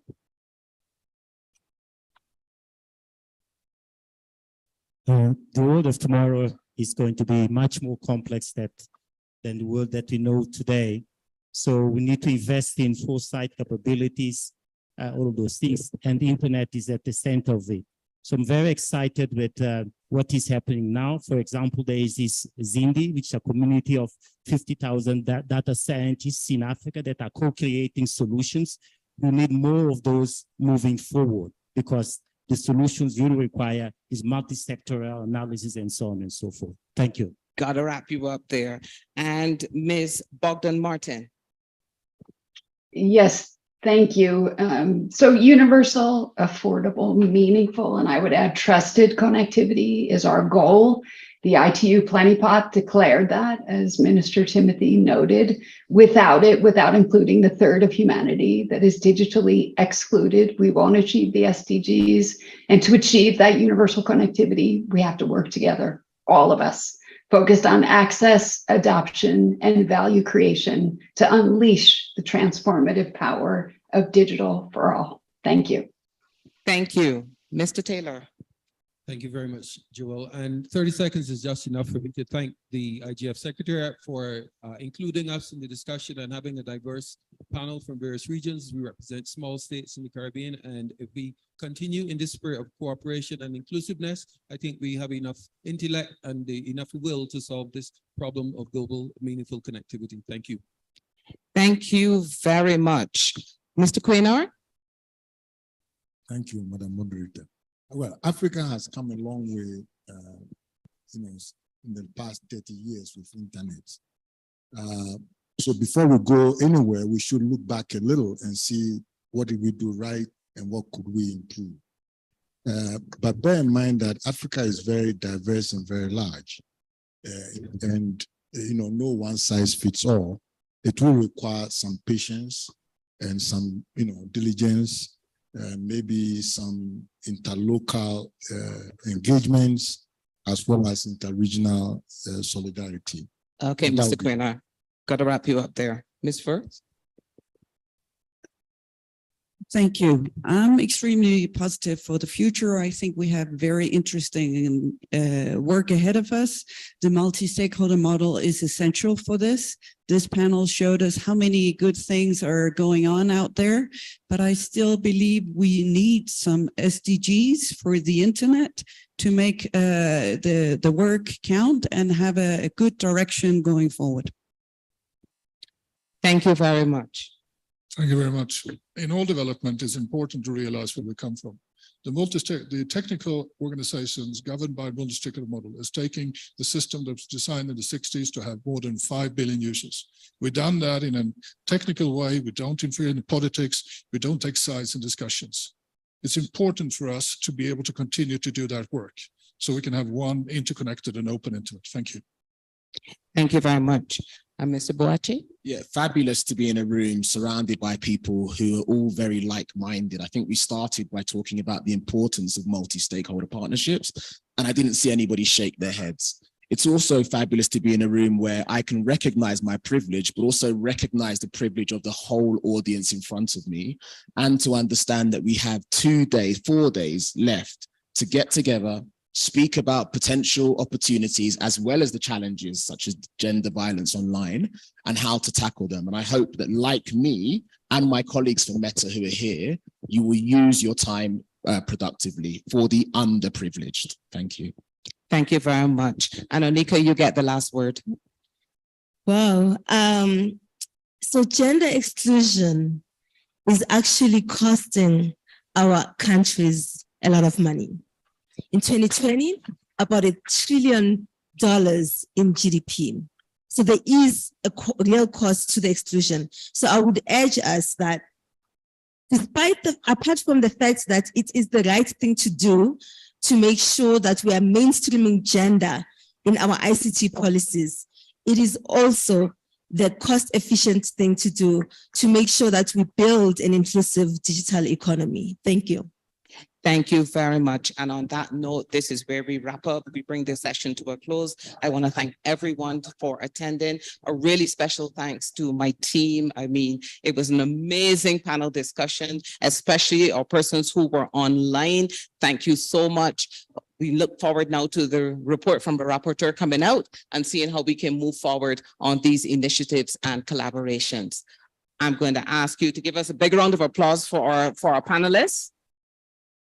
And ask our panelists and our online guests not to move as we're going to have our photo op right here at the end. But thank you again, everyone.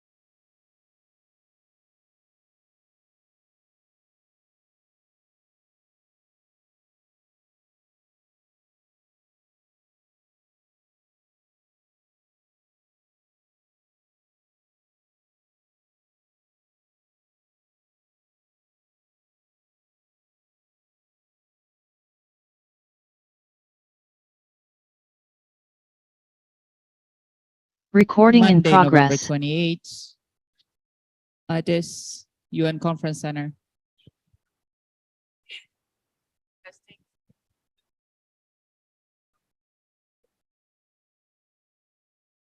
Testing, testing, 1, 2, 3.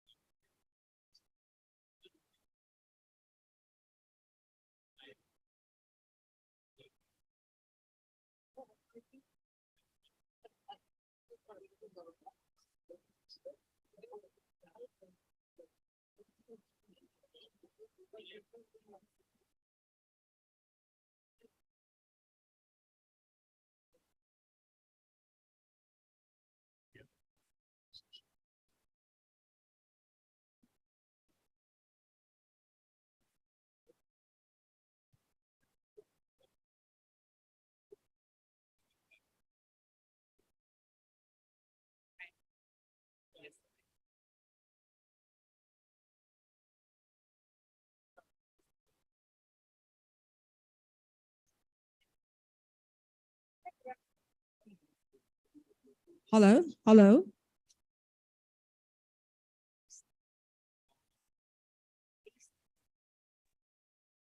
Hello, hello, hello. Check, check, sound check. Hello, hello. Cross check, Hello. cross check. Hello, hello. Testing, testing. Hold on.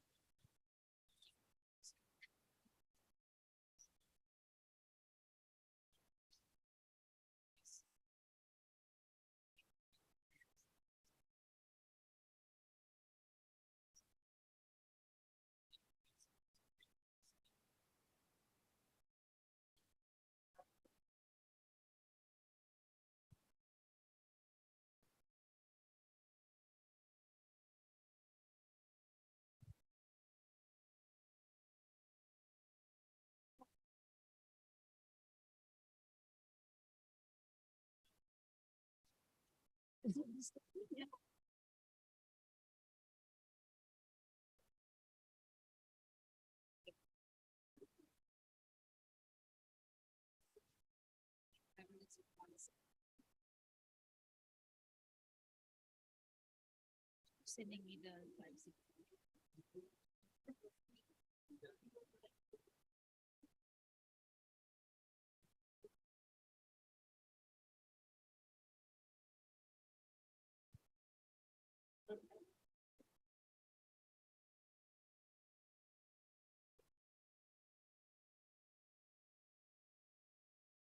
Hey.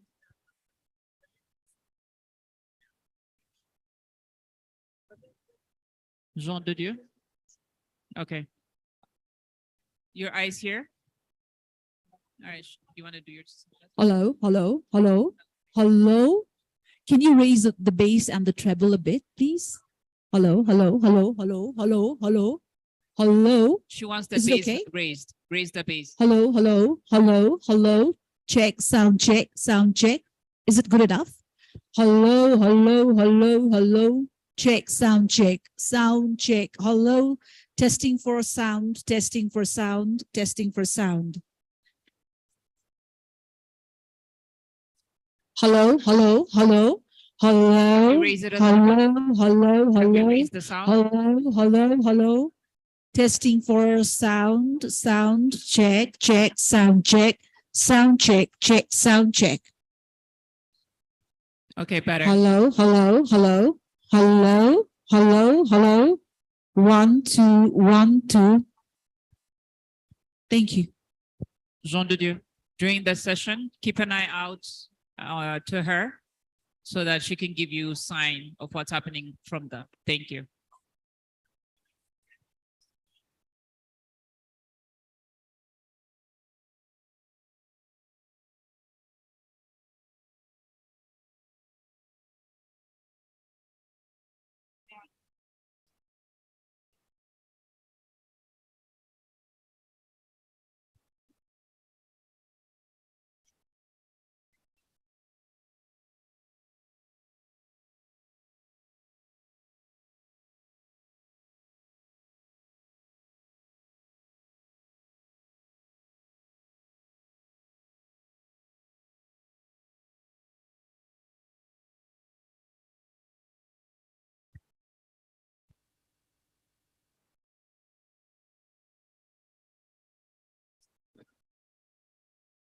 Ladies and gentlemen, we kindly ask you to please take your seats. Our high-level leader session 2 is about to begin.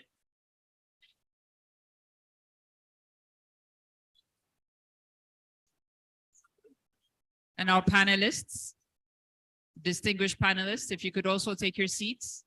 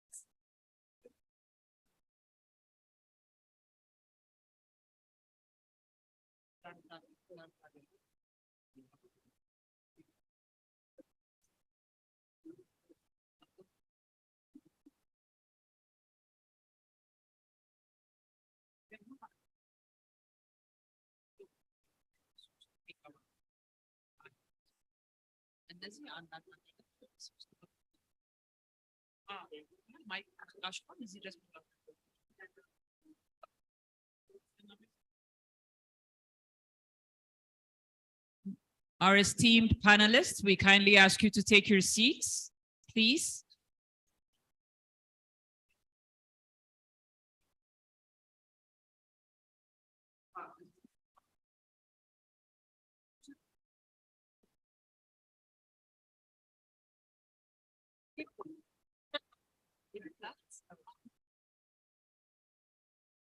I used to be in school and it was near Stuttgart.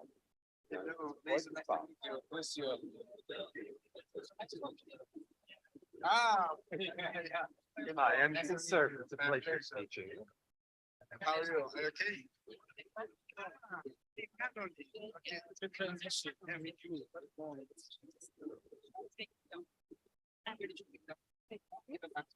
Oh, yeah.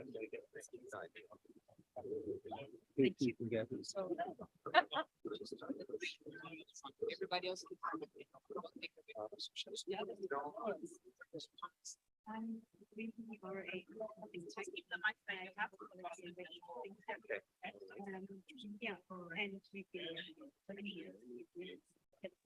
No, it's okay.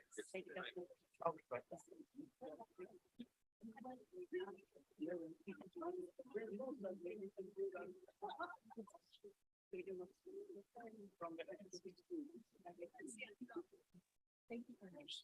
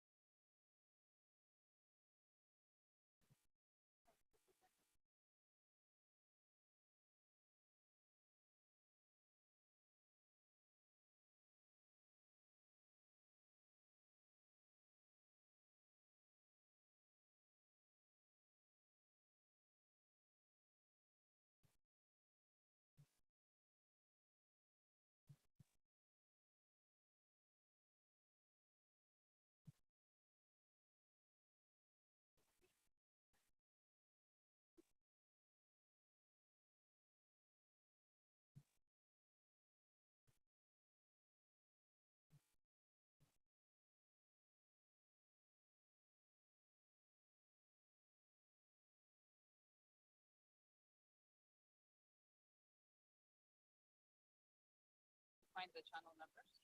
Yeah.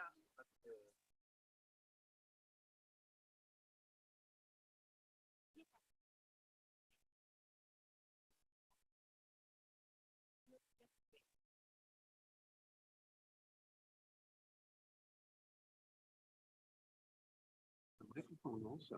Well, we can share. You have to share if necessary because. Good afternoon, everyone. A very warm welcome to all of you back to the auditorium. We hope lunch is good and gets you, I hope it gets you right set in both spirits and mood for for another engaging session here at the auditorium. I'm Shivani Thapabasnath, news editor with Nepal State Media, Nepal Television, and I'm so privileged to be having this pleasure and honor to be steering you through one of the high-level track sessions here at the IGF 2022. Now, before we get the session started, I have a couple of house announcements to make. Number one is for the interpretation. As stated earlier in the morning, we are having interpretation service in 6 different languages. So if you want English, please tune into channel 1. 2 is French. For Arabic, tune into 3. For Spanish, tune into channel 4. For Russian, 5. And for Chinese interpretation, please tune into channel 6. Second is the time constraint. We'll be running the deliberations here at this very forum for about 120 minutes or less. And I place my pardon to all our very distinguished speakers already before we even begin the deliberations to kindly pay heed to the time limit that have been suggested to us. So that's what I will be doing following the flow chart that I've been given, and I seek your cooperation throughout the deliberations as much as we are looking forward to great insights coming from this very reputed panel. Now, ladies and gentlemen, it's a privilege, in fact, an honor for me to be steering or leading or taking on this floor as the session moderator, a deliberation which is so central to governance, as you all know. Yes, and I'm sure you already know we're talking digital rights. And digital rights, as you all know, already has increasingly become one of the critical, very critical aspects of human rights in recent years. And it'll continue playing a larger role to flourish human race and all the events that's happening around us in an increasingly digitized world that we are getting to live with. And you know, to normalize and to defend various digital rights is one of the greatest challenges that is facing the entire globe with equal magnitude and momentum. And the risk that faces us should we ignore this dimension is the severe erosion of our collective human rights and security. And how important is a comprehensive and a common apparatus to address these issues facing us, and how challenging is the road ahead should we choose to tread on this particular path is the focus of deliberation that we will be presenting in front of you. I am very much looking forward because this is a panel of distinguished and eminent personalities and representing multiple stakeholders. And I'm sure the deliberations herein would be representing the multiple realities that we are living and having to deal with in our day-to-day life. And then, you know, we bring in our individual identities and the stature of governance in the sector that we're talking herein. Now, as multiple efforts are ongoing at various levels to address this critical aspect of human rights and global well-being in the technology and digital world, we here try to bring forth the nitty-gritty or dissect the entire topic in front of you.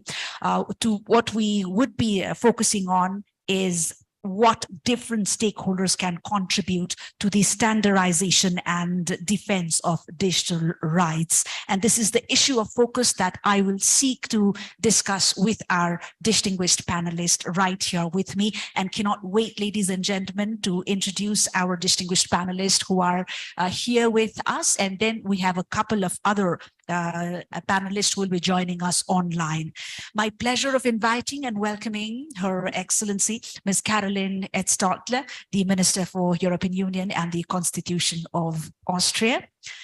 Her Excellency, Ms. Monica Mutsvangwa, the Minister of Information, Publicity and Broadcasting Services, Zimbabwe. Mr. Vinton Cerf, the Chief Internet Evangelist, Google Chair, IGF Leadership Panel. It's a matter of great pleasure to have the Father of Internet with us today. Thank you for honoring us, sir. Mr. Amandeep Singh Gill, it's a pleasure to welcome you to the forum again, the UN Secretary General's Envoy on Technology. Our pleasure. Again, equally pleased we are to be welcoming Monsignor Lucio Adrian Ruiz, the Secretary, Dicastery of Communications, Holy See. Mr. Thomas Snyder, the Ambassador and Director of International Affairs, Federal Office of Communications, Switzerland. We are so privileged and pleased to be welcoming you here, sir. Mr. Benjamin Braque, the Director General, Data and Digital Policy Department, German Federal Ministry of Digital Affairs and Transport. So pleased to have you here. Mr. Viktor Makarov's Special Envoy on Digital Affairs, Latvia. A pleasure to have you here, sir. Equally pleased we are to welcome Dr. Alison Gilwald, the Executive Director, Research, ICT Africa. Likewise, our pleasure and privilege again to be welcoming Mr. Eugenio Gagliardone, the Associate Professor, University of Witwatersrand. Also pleased to welcome here among us Mr. Theodros Besra, Technical Expert, Digital Payments, Africa Nenda. Likewise, we're pleased to have with us Mr. Irene Khan, UN Special Rapporteur for Freedom of Opinion and Expression.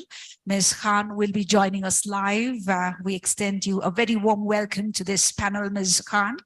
And equally pleased we are to be welcoming Ms. Mazuba Hanyama, Head of Human Rights Policy, Africa, the Middle East and Turkey. Ms. Thoko Mia, the founder, startup Thoko, so pleased to be welcoming you here. And last but not the least, Mr. Volker Turk, UN High Commissioner for Human Rights. It's indeed a matter of great pleasure to have such distinguished personalities herein. The list is long, but the time is pretty constraining. I think that's the only constraint that we have. So my job here is quite simple. I'll be throwing a few questions related on the topic that we are here to deliberate on, and I request all our panelists to take your time limit to give your most important statements or remarks on the questions asked as I call your name. And please pardon me if I'll have to interrupt you. If I should, if you exceed the time limit, I will have to, I'll have to thank you and then move on to the other speaker. I hope you would understand the constraint. To assist you to check the time, we have our friend, Mr. Brian, seated right here, who will be showing you this placard just to keep you on track. Thank you, Brian. Thank you so much for being so upbeat. So without further ado, we head straight ahead, head towards the questions, beginning with data, which again has become so central to our day-to-day living, and I'm sure is going to take the world by storm in the days to come. Now, moving to the panelists, beginning with Mr. Vinton Cerf, the Chief Internet Evangelist, Google Chair, IGF Leadership Panel himself. The first question, sir, is in this era where data is an essential tool used in virtually all sectors to make progress, is it realistic to advocate for us as individuals and give us true agency over the ubiquitous use of our data? What are some of the emerging data justice challenges in your region? So the first answer is yes. Would you like me to elaborate? First of all, data is needed in order to transact in the digital and online world. Second, transparency is just needed and deserved so that people understand what data is needed, how it's used, how it's shared, whether it's discarded and when, and the ability to correct data which is incorrect. We must hold those who hold the data accountable and responsible for protection. Some data deserves higher levels of access control. This thing is, sorry. I'm listening to myself talk 2 seconds later. It's quite confusing. Some data deserves higher levels of access control, financial data, health data, medical records, passwords, and other kinds of authentication. So we know that there are varying levels of protection that are needed, but there are challenges. Some data is malware or phishing attacks or ransomware. Data is at risk and we must protect it. We must improve its resilience. And finally, if we are going to demand accountability, we need international cooperation to achieve that objective. And I'll stop there, Madam Chairman. Thank you, sir. Thank you. May I move on to Dr. Alison Gilwald with the same question?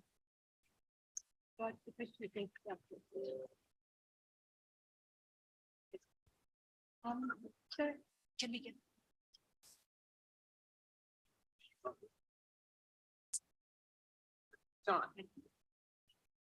Thank you very much. So with regard to the question of data justice, I think we've seen, particularly from a regulatory and a policy point of view, that data-related harms have largely focused on safeguarding. Dr. Alison, could you kindly move the mic closer? Can you hear me now? Sorry about that. So I think from a policy and regulatory perspective, we are not actually seeing just data outcomes. I think we see in policy and regulation that there's been a safeguarding of more kind of individualized notions of personal and individual focuses on privacy and on possibly freedom of expression. I think COVID has highlighted the need for us to look beyond these individualized notions of privacy to more common notions of public good and public interest. And I think, this needs to be done by extending our regulation to more expansive approaches that are needed to look at more at the governance in terms of collective interest or the common good. And of course, while still preserving individual privacy. This will not necessarily on its own produce just outcomes, however. What we require is moving beyond negative forms of regulation that look mainly at breaches and extend this to more positive forms of discrimination in favor of those who are currently marginalized and would enable them and to exercise their rights, and also would allow them to move from being simply data subjects to data producers. But it's also problematic, especially when it puts the national interest at its core, and it sort of overlooks how it might drown individual sovereignty, individual agency over data. And maybe the extreme of this polarization is internet shutdown, where the national interests come into the way of controlling the flows of information, but then it prevents individuals from having access to the whole internet or part of it. And what I'm going to say is that it doesn't have to be. And if we look at some of the claims for more agency of users, there are also claims about value. Users can't tap into the values that they produce. Companies can. And it's not that different from the claim that governments are making about the inability to tax companies that refuse to have their legal entities in their own countries. And the time is not coming up as well. One point that I would like to make is many threads exist connecting citizens and the state. And one of the reasons why it's difficult to pursue them, it's also because there tends to be mistrust between the two actors. And here, if I have 10 seconds, I know it's up, I want to stress the importance of regional institutions. Like the European Union has showed us how important it could be to have this institution both gaining leverage with big actors, checking on states, and protecting citizens. Right, thank you. To Mr. Tedros Besrat. Thanks very much. So I'll quickly allow me to focus on the data injustice challenges that face in the region, right? So first, I would like to underscore the fact that data injustice actually build on pre-existing forms of injustices and inequality in society, which of course technology helps to reinforce and solidify, right? Be it along race, gender, or socioeconomic lines. That said, 3 points. Number one is we face aggressive online content regulation and taxation in a number of countries. 2, excessive shutdowns, as mentioned earlier. And number 3 is excessive surveillance, as well as issues around data privacy, where countries are requesting extensive personal data for people to access the digital world. Thank you. Back to you. All right, coming over to Mr. Thomas Snyder. Could you add your insights to this, sir?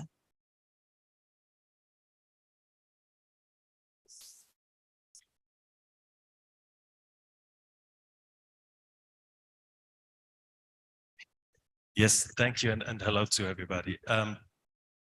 Of course, we all know that with data, you can do a lot of good things, improve the lives of all us people and citizens economically, but also socially.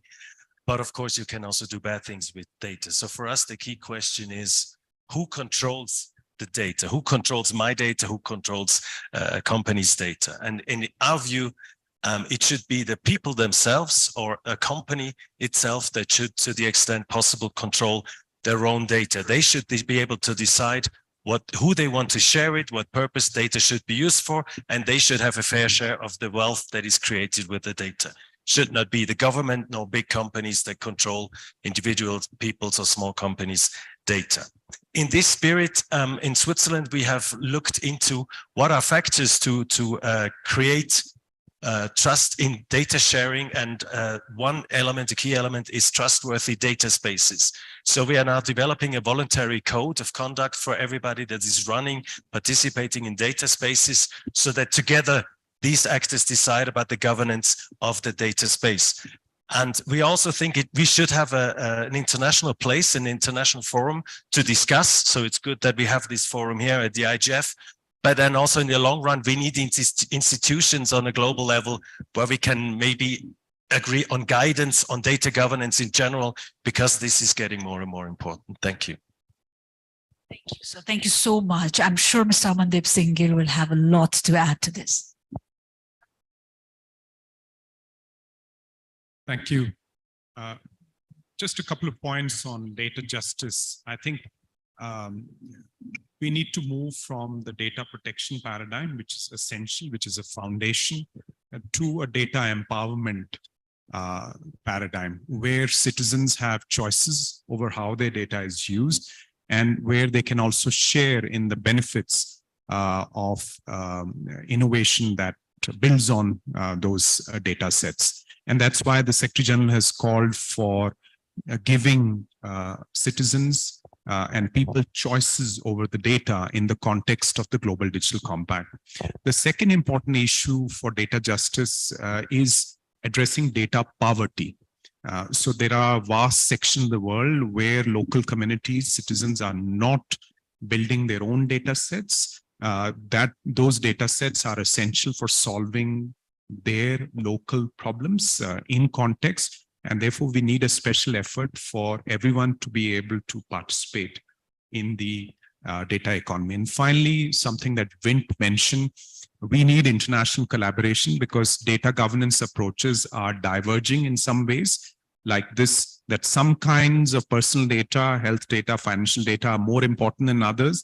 This is a notion that's well understood in the US, for instance, given its common law and law of torts framework.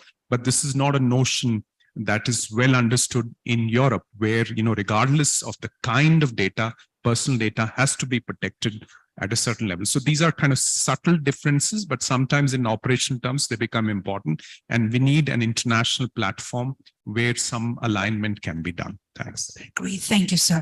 Ms. Thoko Mia, the founder of Startup Thoko, could we have your insights, please?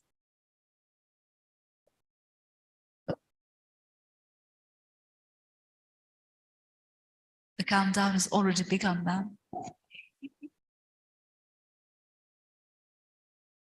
Good afternoon. It's Toko. Thank you so much.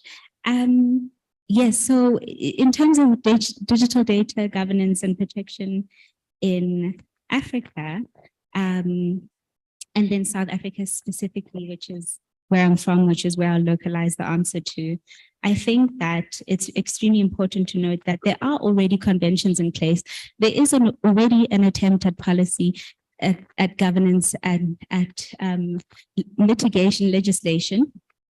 However, there hasn't been appropriate action taken towards actually implementing any of these. So whether we're looking at the African Union Convention on Cybersecurity governance and personal data protection, or whether we're looking at the Malabo Convention, whether we're looking at the South African Cybersecurity Bill, which was later converted to the South African Cybersecurity Bill, there's still a lack of acknowledgement, there's still a lack of acceptance. And if we're going to look at personal data protection in terms of where contemporary politics, socioeconomics are, and what's actually happening in our societies, it's extremely important that we're going to not only have these on paper or in theory, but have them in practice and have them recognized by the various member states. Thank you. Thank you so much to all the members in the panel who just took their time to answer this question.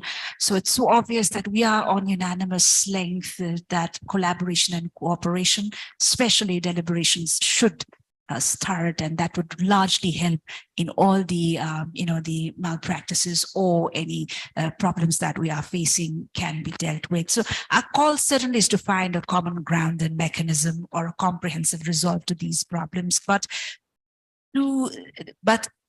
with the difficulty in reaching these multilateral agreements, this is what the present scenario in the global front is showing.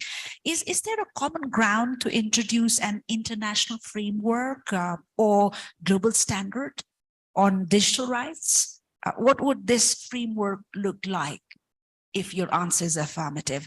Can I head on straight to Mr. Vinton Cerf again?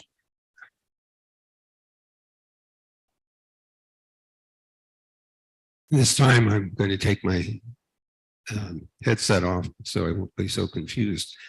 I think there's an interesting beginning. Why don't we start with the Universal Declaration of Human Rights and cast that into the digital universe? Then let's try to establish norms for transparency regarding what is collected, how data is used and kept. Then we can develop technical means by which users can authorize and track the access and use of their data. And then finally, I think we could establish norms for the protection of data, use of cryptography, for example, and other kinds of access controls, and share best practices. That's a beginning. May I move on to Her Excellency, Ms. Caroline Staldena. Thank you so much. A very warm welcome and good afternoon to everybody from my side. Well, as I'm a lawyer and I was working as a criminal judge, I would answer your question with a very important phrase for lawyers, a very important phrase. It depends what we are talking about. And I couldn't agree more with Windsurf when he says, let's start with the Universal Declaration of Human Rights or also the European Convention of Human Rights. I had the honor to work at the court in Strasbourg for nearly 2 years. And I would say there are well-established human rights. There are good catalogs and also institutions which are secure that they are there. And I think at least at the panel, we do have consensus that the human rights have to be implemented not only offline in the physical life, but also online in the digital life. And that's what we have to do. And there is a big need to come together and to discuss how we can implement these human rights online. And I think especially after the pandemic, when we saw that there was a big boost for the digitalization, we saw also the downside of digitalization. And it's now up to us to find solutions. And I would like to give you one example. Let's talk about the freedom of expression, the freedom of opinion, but on the other hand, also hatred in the internet. We have to make sure that we can keep the sensitive balance between the different human rights, and it's especially sensitive when it comes to online. I think we found a quite good way in Austria. We implemented the Communications Platform Act, and I will come back to that later because I see time is up. Thank you, Your Excellency. And I can't wait to connect to this conversation with Irene Khan, the UN Special Rapporteur for Freedom of Opinion and Expression, who is joining us online. Ms. Khan.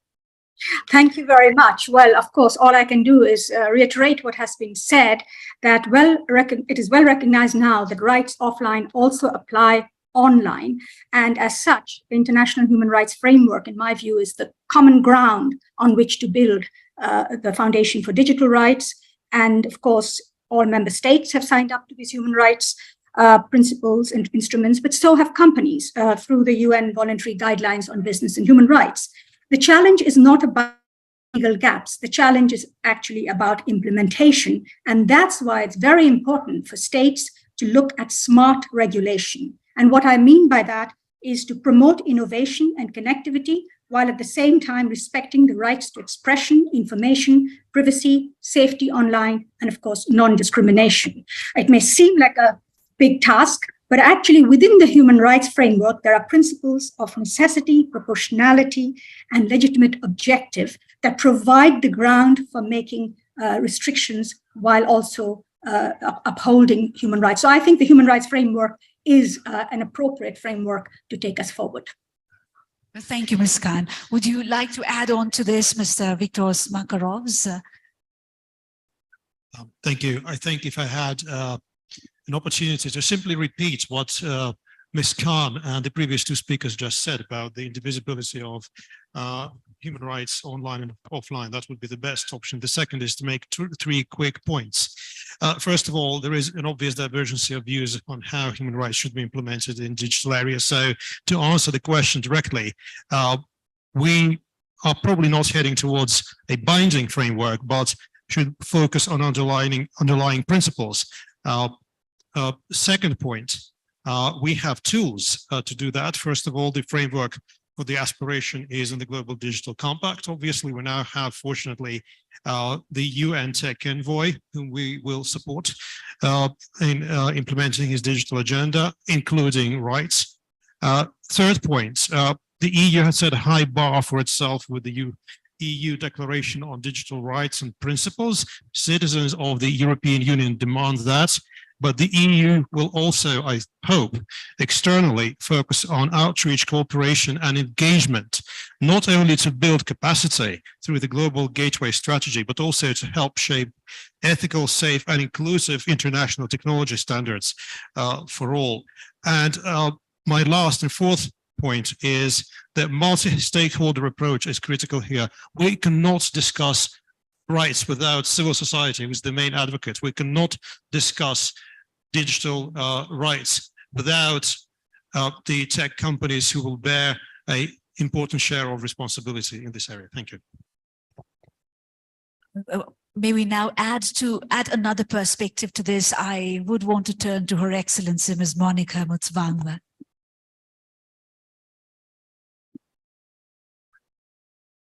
Thank you very much, facilitator, and I want to salute my fellow panelists, and I've been listening carefully. First of all, let me thank the organizers for inviting us. I'm a minister from Zimbabwe, Minister of Information, and clearly what is being said here is very important as countries who are in step with the fourth industrial revolution. We have embraced digitalization, and clearly digitalization is the way to go. The question which I was asked was about the framework or global standard of digital rights. And yes, I agree, there are numerous policy conversations which are around digital rights through various forms such as ITU, Internet Governance Forum like here, African Union, and even SADC. This is because digital rights, they carry a similar weight of importance as that of the human rights in the digital age. And it is important that all governments embrace this. And my government is actually creating that environment to make sure that we are inclusive, we bring on board everybody.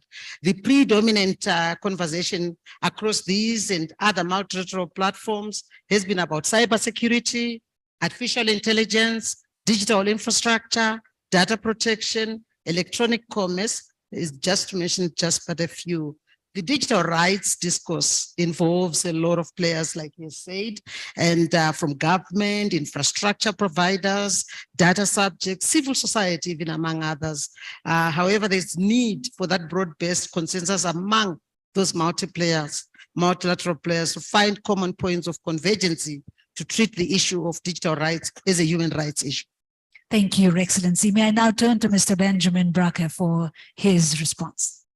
Yes, thank you very much, Facilitator. First of all, let me thank the IGF and Ethiopia actually for hosting this event right here in Ethiopia, because I think it is so important that we have this discussion we are having here on the panel, also including the Global South, because the Global South is becoming more and more important when it comes to questions around data privacy, data access, but also to data rights. So perhaps to touch base on what you just said, the European Union indeed just issued a declaration on European digital rights and principles, and they are focused on 6 aspects, and that might give you perhaps a bit of a flavor and an idea what we could talk on a global scale. They are putting people and their rights in the center of digital transformation. That's first. Then they're supporting solidarity and inclusion, ensuring freedom of choice online, fostering participation in the digital public space, increasing safety, security, and empowerment of individuals, and promoting the sustainable of the digital future. Now, while these might be very concrete on the EU level, we might look for a bit more of a general approach on the global scale. So when it comes to me, I would like to see perhaps 3 aspects to be taken into account when we talk about digital rights on a global scale. First of all, it should be the right to access to internet, at least in certain public institutions, such as schools, for example. Second, the right to certain transparency when it comes to data usage, right to be forgotten, and the deletion of data. Very important also from a European perspective. And the last thing is the right of transparency of algorithms. Thank you. Thank you so much. And now to get the United Nations perspectives, may I turn to Mr. Amandeep again? Thank you. I think there's no need to reinvent the wheel. Firstly, we have the human rights standards, the UDHR, the core conventions, and even specialized areas like rights of human rights defenders. So the challenge is to actually apply them. To make sure that we are not confused by new terms like digital rights or digital human rights. It's at the end of the day, as the Honorable Minister said, human rights in the digital age. Now, when it comes to application, the problem is that traditionally human rights have been obligations have been addressed to states, and through the states to non-state actors. And today the private sector plays a very important role. So we need to find ways to sharpen the accountability of the private sector for some of the human rights violations. And then we also need to focus on specific areas. For instance, there is a vital role that internet access and digital tools and platforms play in the civic space. And that civic space can be restricted either because of government action or private sector actions. And we need to defend that. Also, some of the emerging technologies like metaverse, neural implants raise new challenges for the application, the promotion and protection of human rights. So we need to rise up to that challenge. And as was said, we need to do this in a multi-stakeholder manner. Thank you, the panel, for this very beautiful statement. Certainly, every little change that we are living today, this day, is evolving around the spaces that we work in. And I believe, and I so much agree to you, that it's the space that is shifting. And if we could redefine or rearrange our working modalities and the issues of rights that we're talking about vis-a-vis our shifting spaces, that should add impetus to all this entire argument. Now let's touch upon the other important element of this entire debate we are having, the algorithms, which is certainly enabling us to rethink about information's data and whatnot. Now, there have been initiatives promoting the transparency of algorithms, such as the trustworthy AI. Yet they remain, many people, they remain something that the public are largely unaware about this very fact. So what can the international community do to promote those initiatives and the recognition of digital rights in the AI domain? I turn first to Dr. Alison Gilward. Thank you so much for that. I firstly just wanted to come to back to the digital rights discussion, although I know you've framed it in terms of the AI. Ma'am, would you kindly hold your mic closer, please? Can you hear me? Closer, a little closer. Can you hear me? Yes.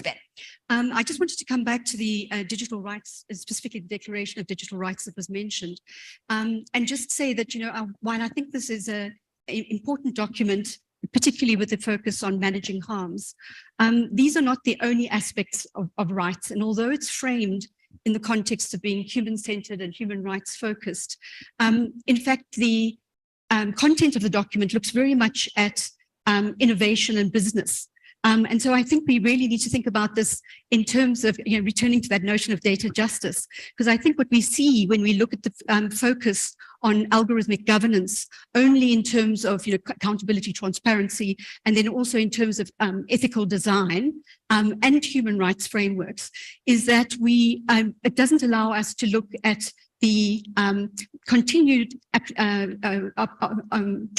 governance of these algorithms in terms of assumptions around exactly what the point that was made before about the offline rights actually not existing at all. So while we're expecting these online rights when they don't even exist offline, and that includes with the rule of law, makes the application very difficult. And what we're actually seeing is the perpetuation, even with, if you have ethical frameworks, if you have human rights frameworks, they're not actually addressing the marginalization, the exclusion, the underrepresentation of people through these algorithms that are now increasingly being used for automated decision-making and really impacting, negatively, potentially discriminating against people, marginalized people in particular. Thank you. Thank you so much, Dr. Keriwald. I am eager to hear Your Excellency, Ms. Caroline Estalder's take on this.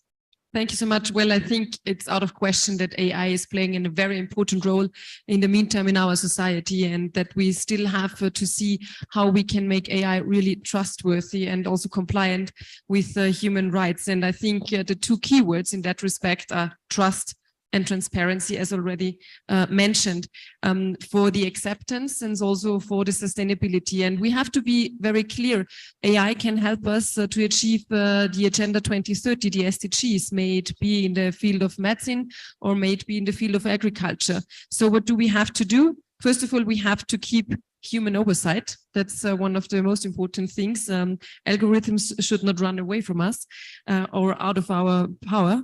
It should be explainable and, again, transparent. So what can we do? That was the question. I think the first thing we can do, we can raise awareness in the form of having discussions like this. And on the other hand, set measures in form of standards, maybe certificates for AI products and for the fields where it is used. So the challenge is really to implement principles. There are already recommendations. Think of the UNESCO recommendation, but it's up to us now to implement them to make AI really trustworthy. Great, thank you. Thank you, Your Excellency. I just wanted to confirm if Ms. Mazuba Hanyama is here with us. If she is there, I would so very much be pleased to connect her to this connection. Ms. Mazuba? Hi, yes, I'm here. Apologies for delayed entry. Time zones got the better of me. Hi, my name is Mazuba Hanyama. I lead our human rights work at Meta across Africa, Middle East, and Turkey within the public policy team. Great discussion so far. I think much of what I'm going to raise here has been touched on by some of the speakers, but maybe just to give a little bit of an overview around this question. At Meta, we really believe that people who use our products should have more transparency and control around how data about them is being collected and used. And this being a core idea for us, we are thinking through a number of things. Firstly, being more transparent about when and how our AI systems are making decisions that impact the people who use our products. Then making those decisions more explainable and interpretable, as was mentioned just now, and then informing people about the controls they have over how those decisions are made. And here are some of the tools and resources we've introduced to increase transparency in AI. We have an AI system and model documentation. We're exploring scaling our model and system level documentation through model cards and AI system cards. We're also looking at how we expand this model interpretability. And I can speak a little bit more to this as we continue, because I know that our time is limited here. Thank you, Ms. Halima. Thank you so much. May I now turn to Mr. Thomas Snyder for your response, please. Yes, thank you. When we talk about transparency and explainability of algorithms, we should just not forget that some experts that actually program algorithms tell us that they are not able to explain or to understand what they do. So we have a different situation here. But that does not mean that there's no way to create trust, even in something that none of us really understands. It's like banking, basically, by the way. So we need to have a mix of measures to apply. One thing is technical standards. Then we have self-regulatory guidelines from the industry itself. But we also need to have regulatory frameworks for regulators and, of course, legal frameworks. And for instance, the EU that is about to develop a regulatory framework to regulate a market of services is one element that may help. The Council of Europe, on the other hand, which is not the same like the EU, for those that may not know it, it's an international organization of 46 member states, has decided to negotiate a convention, a binding convention on AI, based on the principles of making the link between the Human Rights Declaration and Convention and the application. And this process is open not just to European states, but to interested countries from all over the world, because, and I'm currently the chair of this committee, because we are trying to create something that has a global reach, so that on a global level, as many countries as possible may agree on the same principles. So we are trying to introduce or stabilize things that there should be a human in the loop. At least if you ask for it, you should have a remedy. If a decision is taken by AI, there should be a way to have recourse, even if nobody understands it. If you think it's wrong, you should be able to go against it, and things like this that are part of this process. And by the way, we have a session on this tonight at 5:20 or something like that, an open forum of the Council of Europe. Thank you. I'm sure it'll be great hearing you further later, sir. Thank you. Thank you for this great sharing. It's more, the emphasis more is on will and determination, of course. May I now turn to Mr. Vincent Cerf for your remarks on this matter. Here we go again. Thank you very much again for the opportunity to address this question. I'm going to start out by pointing out that I'm not necessarily a machine learning expert, but it never stopped me from having an opinion. The first thing I want to point out, though, is that all software potentially has biases in it, whether it's machine learning, artificial intelligence, or more conventional programming. So we should be aware of that. Second, for machine learning, where the learning is achieved by repetition and exposure to training materials, the source material is critical to the determination of bias or its lack of bias. In order to detect the bias, you have to distinguish between unbiased results and the results that exhibit the bias. But that presupposes that we know what an unbiased model looks like. That may not be so simple to figure out. Second, the cases that will test for, we need cases that will test for bias. We need ways of checking to see whether a model is manifesting bias. So we need test cases.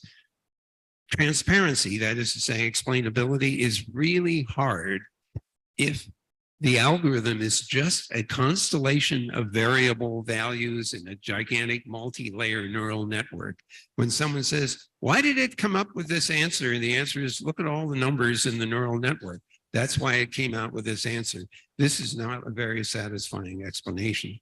And finally, we wonder whether bias of an algorithm can be detected purely on the basis of analysis. And that only works. It would be desirable. Sorry, I see my time is up. It would be desirable if we could detect bias by analysis, if it turns out that the biases are so infrequent that we can't train the algorithm to detect it using conventional methods. Sorry for going on. Thank you. Thank you so much. With this, I turn to Monsignor Lucio Adrian Ruiz. Sir.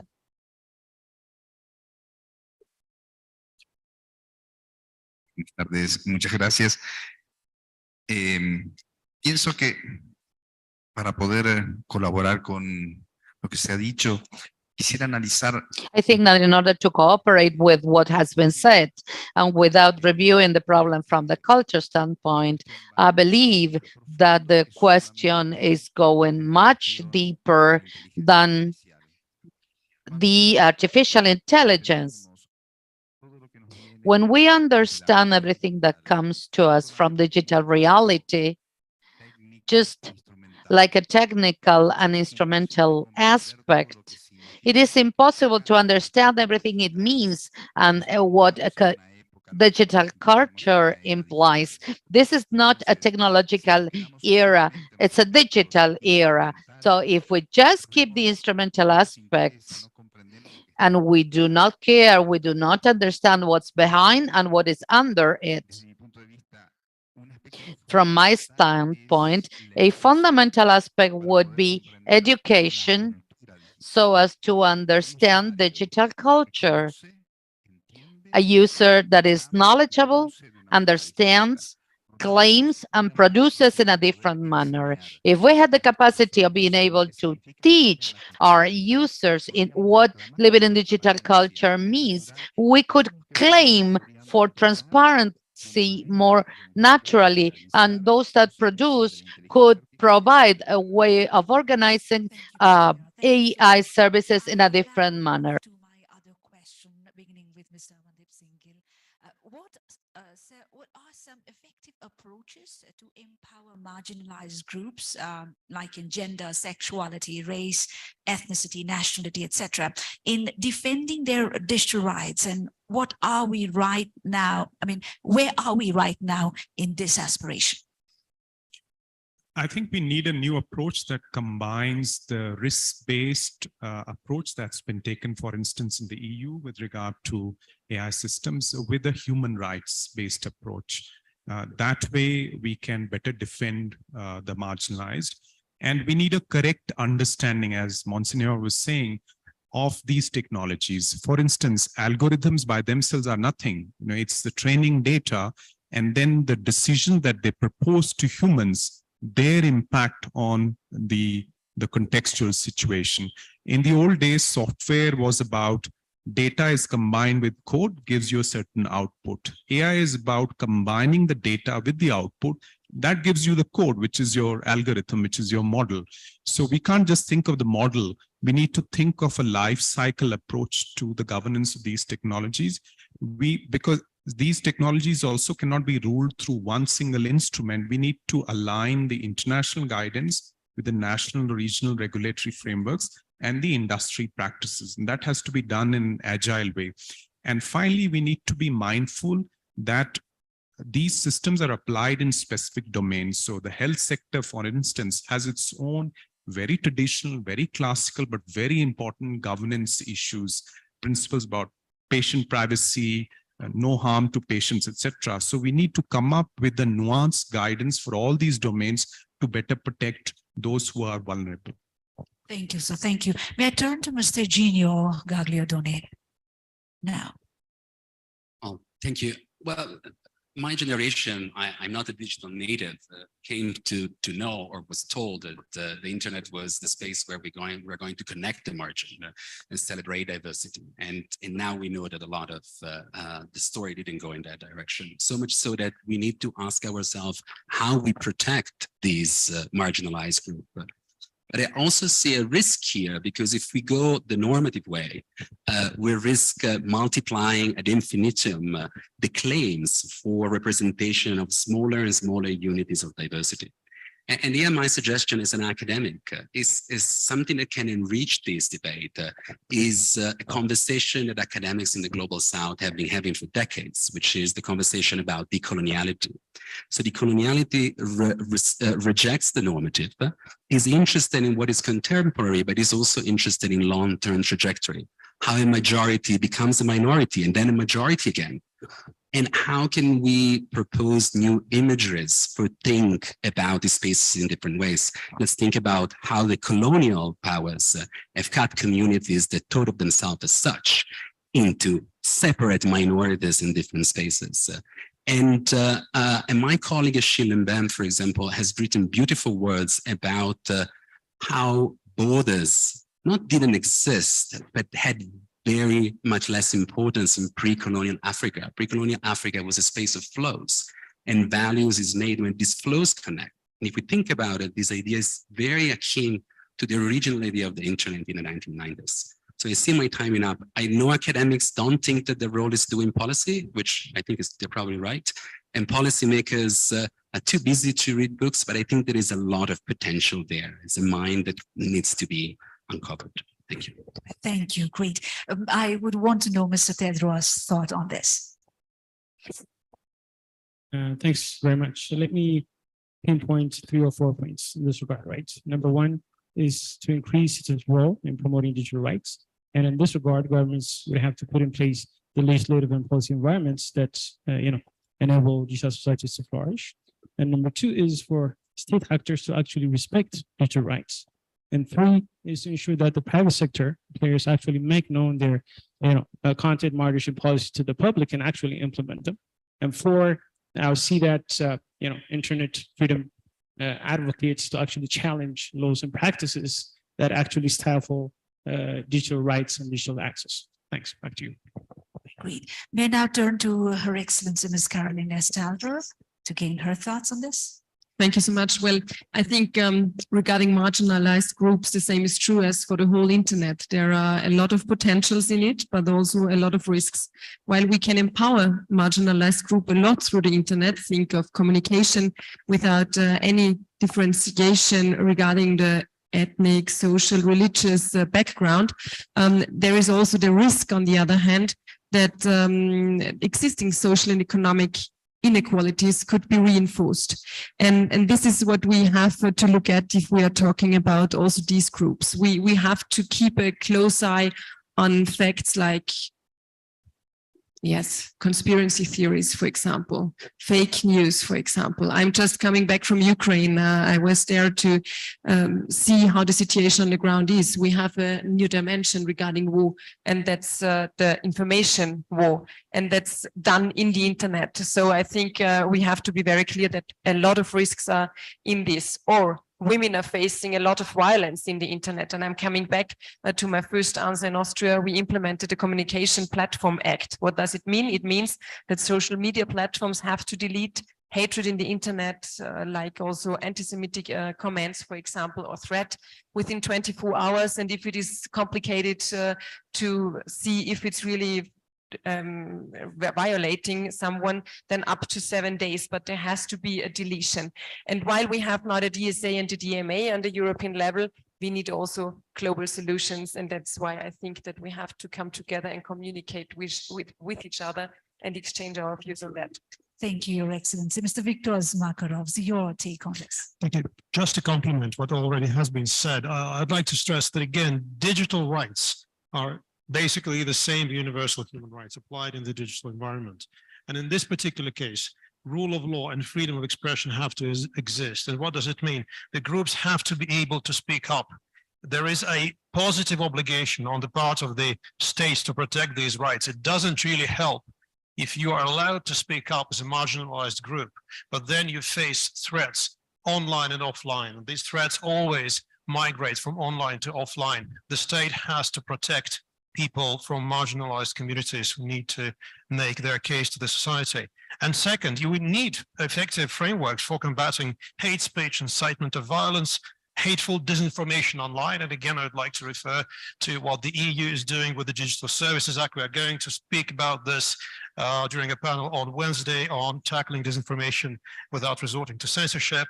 And with these frameworks, there are a couple of things. First of all, they have to be rights compliant. That's the absolute precondition for this to work. Second, you need to educate not just society, but also the law enforcement agencies to apply these frameworks effectively. And lastly, this also needs resources. Any agency you will create to implement the framework, you have to have a lot of qualified people, well-paid people with skills to make it work. Thank you. Thank you. Monsignor Lucio Adrian Ruiz.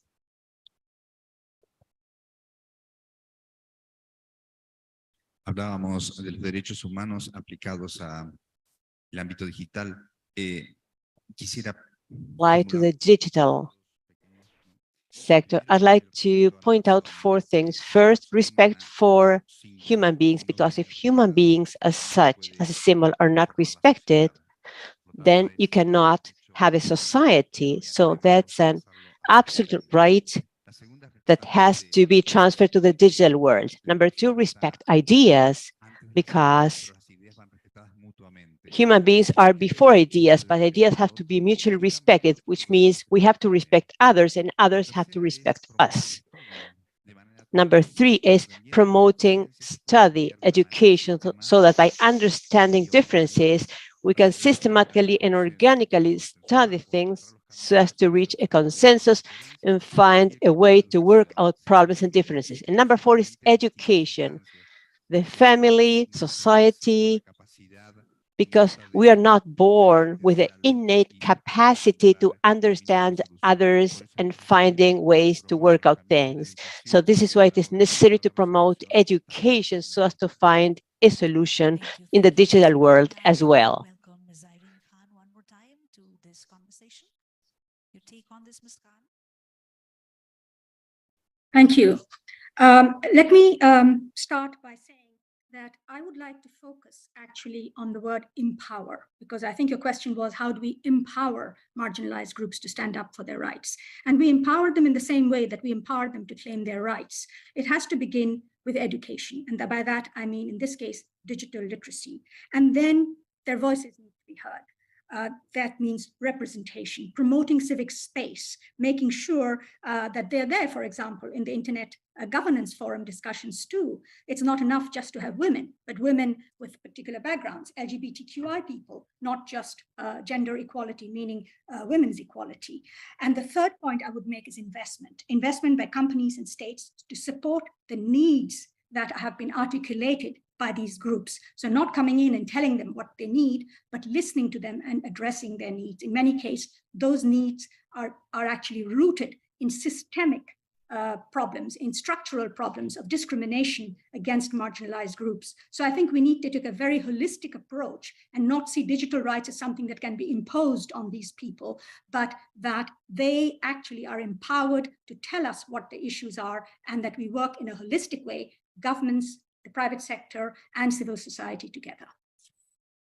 Thank you, Ms. Khan. Our other panelist who's joining us online is Ms. Mazuba Hanyama. Can we have your thoughts on this, Ms. Hanyama? Thank you. Much has been said that I think is very important. I'll maybe just pull out a few points that resonated quite a bit. I think this question of representation remains an important one, but maybe even before then, I think a common understanding about why these barriers exist, I think is quite important. One of the panelists spoke about decoloniality, and understanding the impacts would be very helpful for us. And then in addressing those and thinking about approaches, representation remains, hugely important. If particular voices aren't in the room when we think about how we develop certain tools, we have a problem.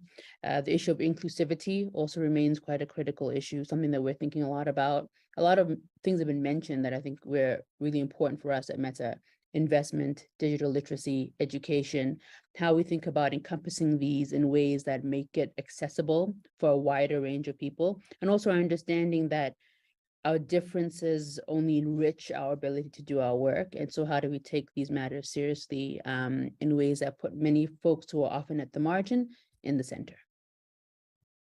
Thank you. Thank you so much for your inputs. Now, let's turn to the other question. The people in the tech ecosystem and those watching the tech ecosystem closely would very much know this. Have you been seeing an emergence of a digital colonialism? And is it posing a threat to the global South? How can this be prevented if this is the case? To answer this, may I first turn to Mr. Genio? Thank you. Well, digital colonialism is a term that has gained more and more traction in the past few years, and an important one, because it accounts for the great power imbalances between the global South and the global North, and is also caution against the idea that the digital, when it's expanded, is always an opportunity. It's also exploitation. We saw it, probably the best recent example is the Uber leaks. When we saw, for example, South African drivers that were given a promise of making middle class, and then they were found themselves worse off and less protected than when they started. And at the same time, digital colonialism might be deceiving, because colonialism came with violence, it came with coercion, it came with guns. And digital comes with opportunity, with inclusion, with bringing people in. And I don't want to sound a kind of an old Marxist, but the idea of imperialism as being proposed as a complement, not to replace it. Imperialism, as Thomas Sankara would have defined it, is a process by which a center of power seeks to reinforce itself and disregard the consequence in the peripheries. And this can give us analytical tool to understand certain phenomena better than we have done so far. For example, we heard before the case of undersea cable. You know, in these years, the 3 largest undersea cable are going to dock to the coast of Africa. And this is a great development. But if we look at how companies present these developments, is yet again a pirate trope of it's a gift to Africa. We have to help Africa. No, it's not a gift to Africa. Africa is in a position of enormous strength in these days where it can compete and negotiate with different actors to advance its own ideas. And this change of narrative is important. Okay, Mr. Viktor Makarovs, what are your observations on this? Thank you. Honestly, I don't necessarily think that this is the best framework for addressing the issue. To me, it looks like this. The big tech companies will exploit pretty much everyone if they are allowed to be very impolite here. In the North, they would do the same. If we didn't have the GDPR in Europe, they would be using and abusing our data in the same way they do other places. So you need to regulate. In the same way, they would completely ignore our pleas to do something about disinformation, which is still rampant, but at least in some countries and in the EU, there is a framework that puts an obligation on that. So I think the way forward is actually to create these regulatory frameworks to learn from each other. We're all learning. Again, not even in Europe do we have the answers to these issues. We have to learn from each other. We have to support each other. We need to see where there are synergies to actually make our voices heard. And I understand how difficult it can be if you are from a relatively small country to do something about it. But gang together, create a framework that is understandable, learn from each other. Thank you. Thank you, sir. Your Excellency, Ms. Monica Mutsvanga, please. Thank you very much once again. And I want to say we have all agreed, and I've listened to experts we are here, that digital power sustains the bloodline, basic human needs. That is in education, in media, health, finance, management systems. So we are here, therefore, to learn from each other. This governance forum really should give us that hub to establish our shared digital solidarities, especially for nations from the Global South. And coming to what you've just said, the Global South has been playing catch up when it comes to standards and principles relating to digital rights, digital platforms, and digital technologies. So Global South have been standard takers instead of standard makers in all these respects. However, that culture of being standard takers instead of being standard makers should motivate the Global South to seek alternative strategies in the area of digital transformation. This has been noted in the way countries like China, India, and Iran have taken a leading role in this respect. I can go on as a result. China, as an emerging Global South champion, has been a leading manufacturer of competitive ICT gadgets. And we have seen that as a country, Zimbabwe, China has become a dependable partner in our nation in ICT development front. Then there's also India, which has demonstrated to the rest of the world that it is possible for a Global South nation to run an efficient e-banking system.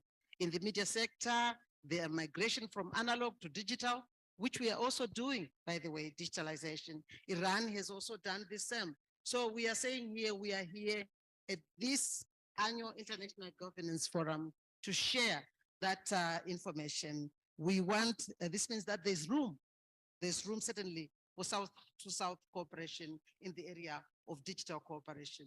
These innovations are relevant to our digital transformation, and we'll continue working with everybody. Thank you, Your Excellency. Thank you indeed. And with this, I turn to Ms. Tulkumia for your quick observation on this.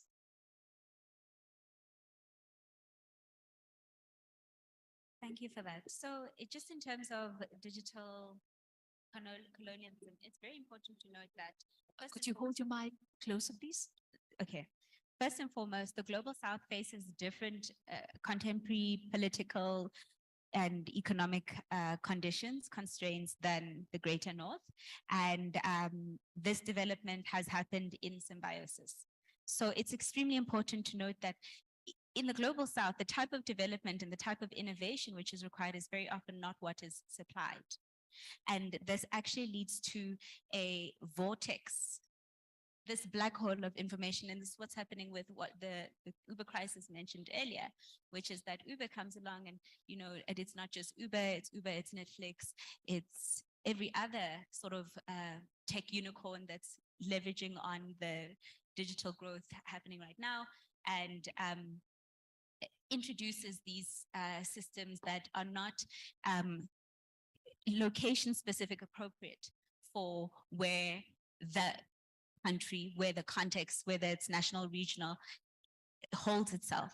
And so it's really important to note that with regard to the digital colonialism, it's happening at both ends. It's happening at the end of technological skills development, infrastructure knowledge about what technology is, and what is this rise in innovation, what is this rise in digital, as well as on the ground in terms of how do we now foster and grow a sustainable society based on the data that we're getting. How do we keep ourselves safe? How do we engage in this processes appropriately?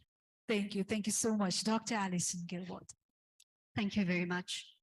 So it is true that the rapid datification and the increasing generation analysis of data in society is resulting in the uneven distribution of opportunities and harms, following these historical patterns of social and geographical inequality, both within and between countries, as described by data colonialism. And such harms do include the appropriation of valuable data and from communities, as well as the marginalization, misrepresentation, and even erasure of communities through data-driven systems. They also deny, though, through structural inequalities, economic opportunities that are the legacy of colonialism and continue despite the legal end of colonialism.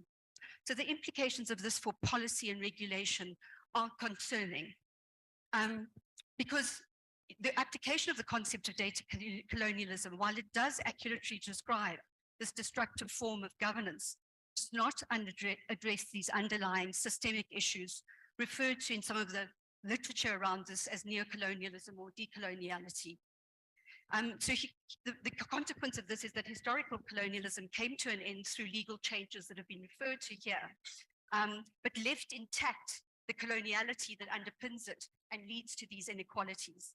So redressing colonialism, can take a number of forms, but none of the, as described in a lot of the data colonialism literature and application to governance, many of these don't necessarily deal with decoloniality and addressing these fundamental structural inequalities. And this is what is important in terms of reflecting beyond those first generation rights to those second and third generation rights that would ensure more equitable access to data, not just the legal application of first generation rights. Thank you, Dr. Gilwald. And with this, I turn to Ms. Mazuba Hanyama for her perspectives. Thank you. I think digital colonialism is certainly something for us to contend with and to think about, particularly in the digital space and tech, as well as thinking about the many intersecting layers of power. We know as communities of the Global South that we are particularly vulnerable to some of these conditions, and how we think about the ways may limit speech become very important. In terms of prevention, it's probably firstly important for us to understand how this emergence of digital colonialism affects the communities that we serve. In what ways are marginalized communities experiencing this kind of colonialism? How is it showing up? How are they being impacted? To help better serve how we might address this. I think these are all really important questions to ask, with a better understanding of what this looks like. I think we stand better chance of developing strategies to help combat what we might be seeing or ways in which folks' speech might be limited or impacted. Thank you. Thank you. Mr. Benjamin Braga, what's your take on this? Is it working? Yeah. Thank you very much. Yes, I think digitization in general has actually the potential to bridge colonialism or to bridge the digital divide. Yet when we look at the South, actually far fewer people have access to the internet and the opportunities attached to it. However, also in the north, we have problems with the internet because we're dealing with legacy structures and policies. So I had the pleasure to visit India a couple of weeks ago, for example. I'm really happy that you mentioned India because they actually embrace digitalization as a concept. They are not really looking so much at the threats. They have the market. They are going to scale, especially financial solutions. However, on the other hand, because we just talked about digital rights, it is a challenge in India when you talk about data privacy, for example. They still know that there might be still a way to go. So what might be the solution actually to bridge the digital divide? That is only up to dialogue. And that is the reason why the German government is actually currently implementing digital dialogue. So we would like to actually talk about these issues. Regulation on the one hand side, where I think the European Union is pretty good, and innovation on the other side, whereas the global South is probably a bit better than the European Union. Thank you, Mr. Braca. I'd like to come to you again, Mr. Braca, with my next question. Does lack of government capacity contribute to internet shutdowns during conflict times? How can capacity gaps be bridged? Yeah, my question, beginning with Mr. Braca again. Oh, okay. Sorry, the question again. If I may repeat the question, does lack of government capacity contribute to internet shutdowns during conflict times? And how can capacity gaps be bridged? Yeah, the thing is, internet shutdowns are a severe thing, but I think it should not be left up to only governments actually to deal with internet shutdowns. We are here a multi-stakeholder forum, and it should be up to multi-stakeholders how to run the internet, how to ensure redundancy, so there might not be like internet shutdowns, and if there are, it has to be dealt with in the community. I don't think, especially against the background of a very gloomy international situation, government should be solely in charge of running the internet and deciding whether or not there's be a shutdown or where resources actually should be allocated to. Right. May I now turn to Her Excellency Monica Mutsvanga with this question. Thank you very much. I totally agree with my fellow panelists. There's need to maintain connectivity and free access at all times, but that has to be balanced with the right of the population to digital access and the right of the population to safety and peace. Shutdowns during conflicts could be an attempt by governments across the world to prevent the use of digital platforms and social media to spread propaganda and fake news, which may result in more bloodsheds, loss of life, and even genocide. Of course, most governments in the South need both institutional and human capacity to deal with these digital platforms in times of conflict. But again, even where policies, laws, and regulations are in place, that needs to be, that can happen. And we have also seen digital rights must not culminate in the violation of other people's rights. Like any other rights, digital rights must not be abused to the point of limiting other citizens from enjoying protection from the state. In the same vein, enjoyment of a particular right must not be a strain on the rights of other individuals. In summary, the function of any state is to protect ordinary citizens from unjustified acts of violence. The state has the prerogative to guarantee that maximum security to private property from political hooliganism and all forms of irrationality which may take. I thank you. Thank you, Your Excellency. Ms. Tokumia, eager to hear your say on this. Just on the topic of internet shutdowns as global trends that cause not only legal implications, but sacrifice on the ground for those who are affected. It's actually, I totally agree, up to us. It's our responsibility as policymakers, advocates, activists, and the plethora of other represented bodies to actually take the stand and speak up and speak out against internet shutdowns to ensure that there is greater knowledge and access, but also connectivity itself should be a human right that goes with responsibilities. It's critical that we at this point are able to engage on internet shutdowns, particularly within the African context where shutdowns have been taking place and continue to take place consistently in conflict situations. And you know, it's so critical. It's even more pertinent as we're having this conversation now in Ethiopia, who recently signed the peace treaties this 3 weeks back in South Africa, that we're actually going to look forward to a connected and connection for all. Great, thank you. I turn to Mr. Thomas Snyder on this. Yes, thank you. I think when we talk about shutdowns or also slowdowns, we need to understand what the reasons behind it are. So if it's just a technical problem or resource problem, or if a government tries to stop something that is really bad, like incitement to violence, and has no other idea at that moment to shut down the internet, or whether a shutdown or a slowdown is just happening because the government wants to silence people in criticizing it. And of course, if it's the latter, then this is basically unacceptable. If it's one of the first two reasons, then I think there are better ways than shutting down the internet to find solutions. With regard to combating illegal content like incitement to violence, we need a media regulatory system that is able to draw the line between freedom of expression and illegal content, like what you have in at least many countries for the traditional media for decades. We now need to extend this to social media and other platforms in a way that it is clear what is their responsibility, what is the responsibility of the government, of the legal system, but also of the citizens, of the people themselves. Because we would not want neither the government nor a big tech company to tell us what is true and what is untrue. This is something that a society needs to peacefully discuss and agree on what their vision of reality is, and not a government or a private company. Thank you. For your very valid perspective. I turn to Mr. Theodros Besarat for your observation on this.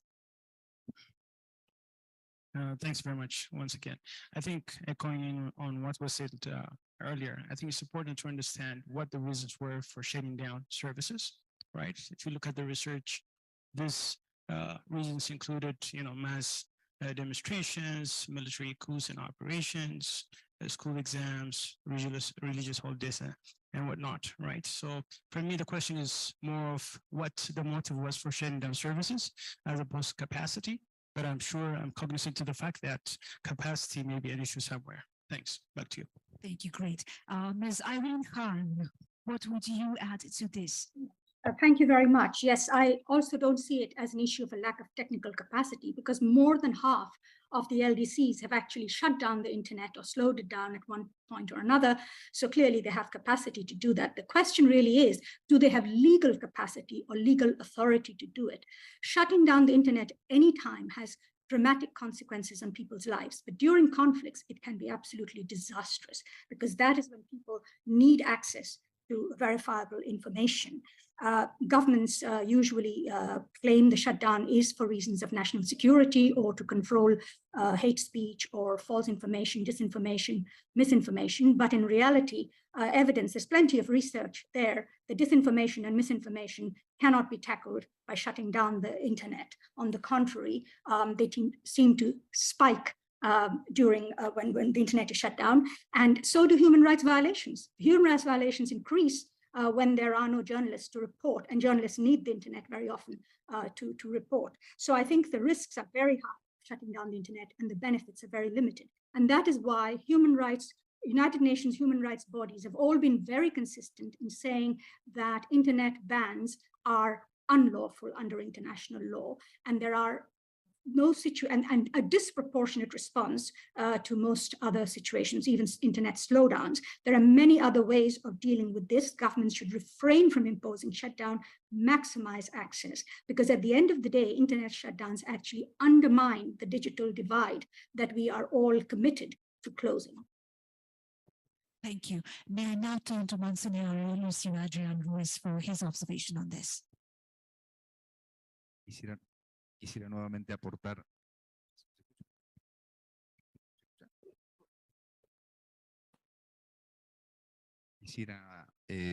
I would like to share my opinion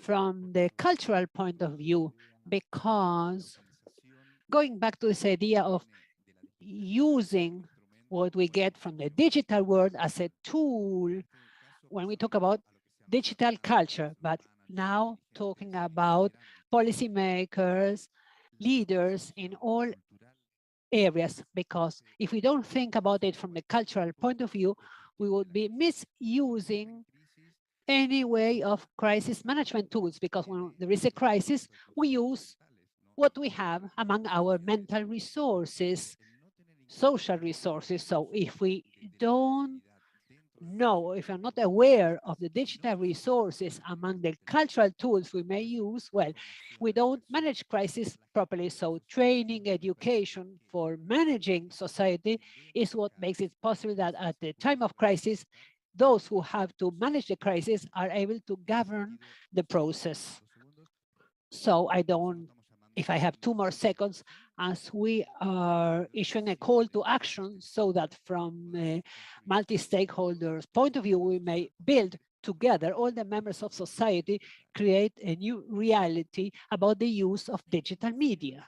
And now, with permission from the panelists herein, amidst this very prominent and distinguished panel, allow me now to connect you to the internet again, virtually, to Mr. Volker Turk, the UN High Commissioner for Human Rights, for his video message.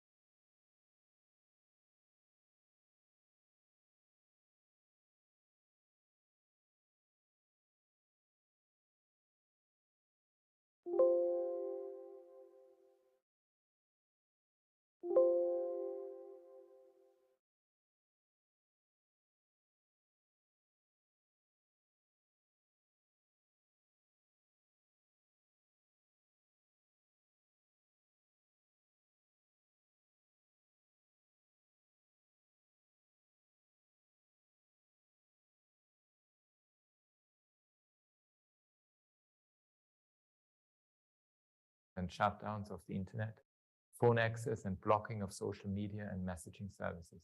Between 2016 and 2021, the hashtag #KeepItOn coalition reported 931 internet shutdowns in 74 countries.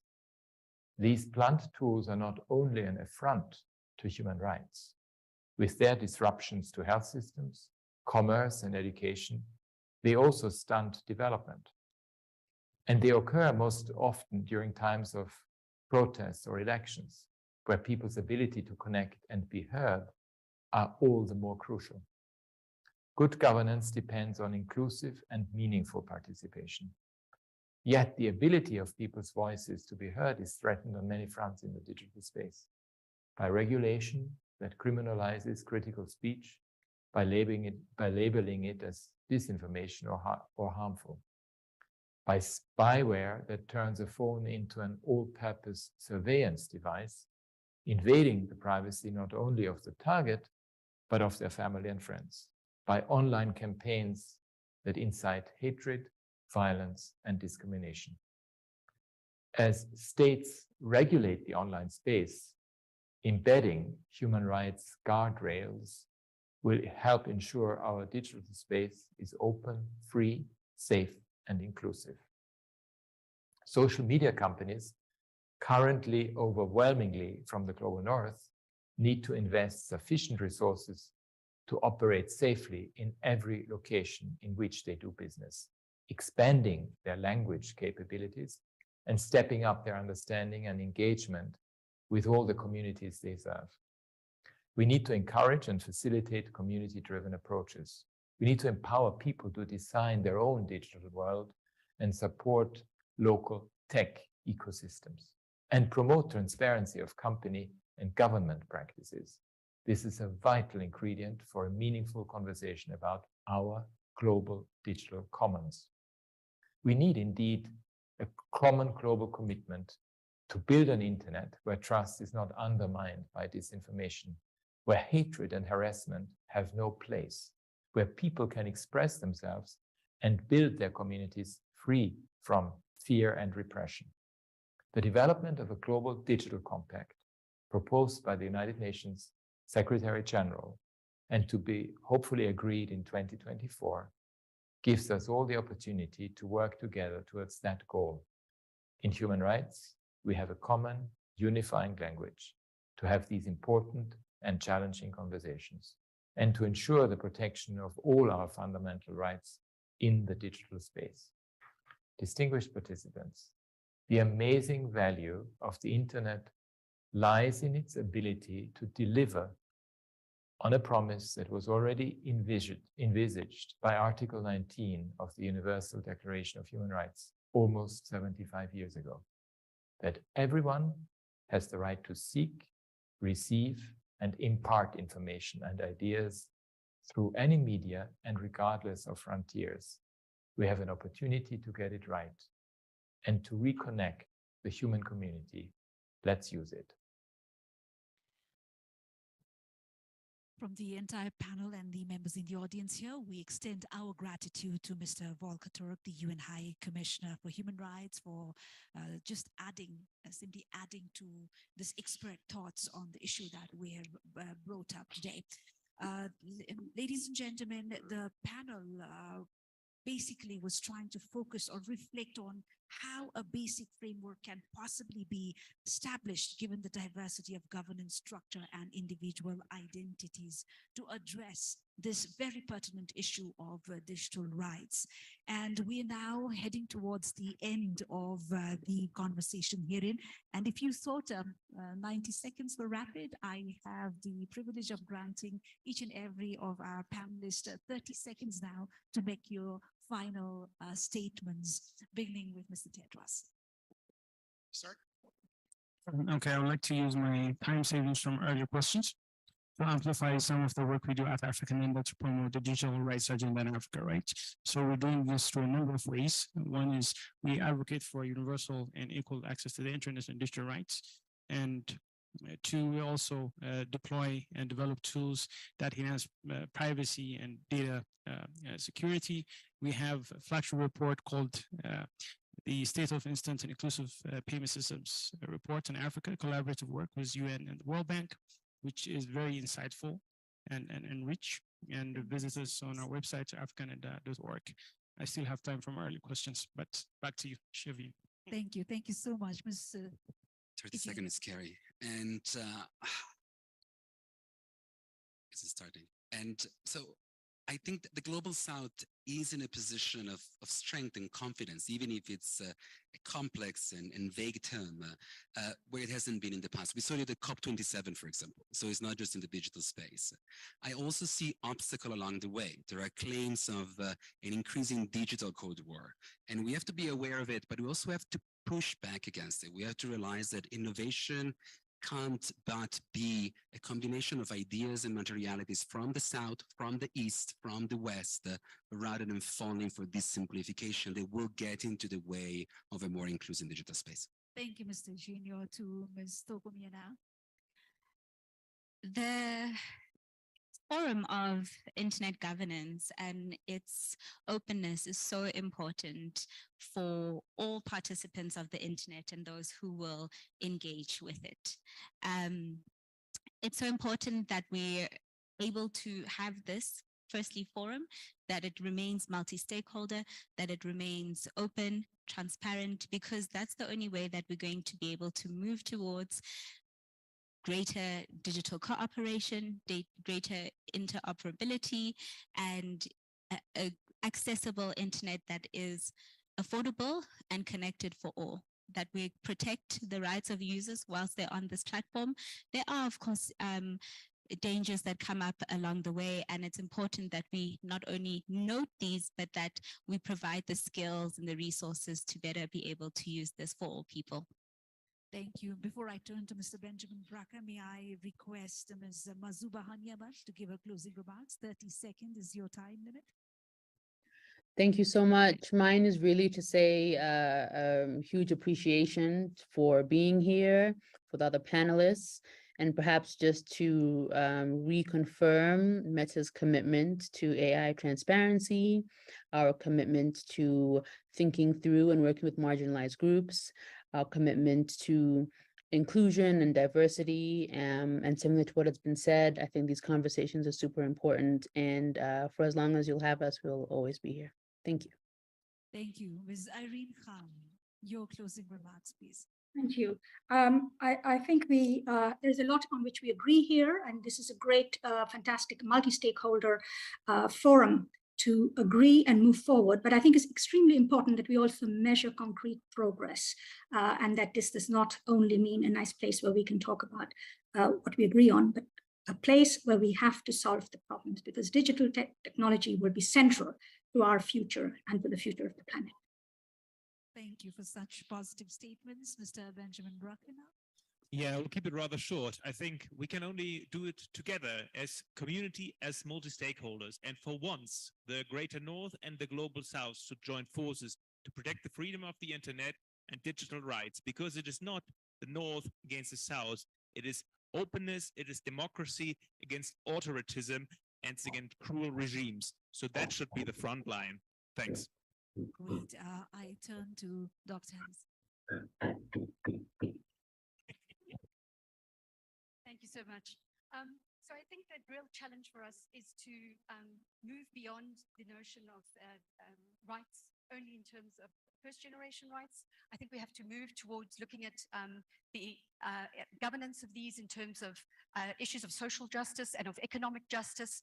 I think absolutely we have to do this at a level of global governance. And I think the way to do this is to treat these global digital public goods as such, and ensure that their realization at the national level happens through global coordination and through global frameworks that ensure that the current extremely uneven distribution of both harms and opportunities are realized at the national level in the delivery of services and the delivery of equality in the digital realm for all people.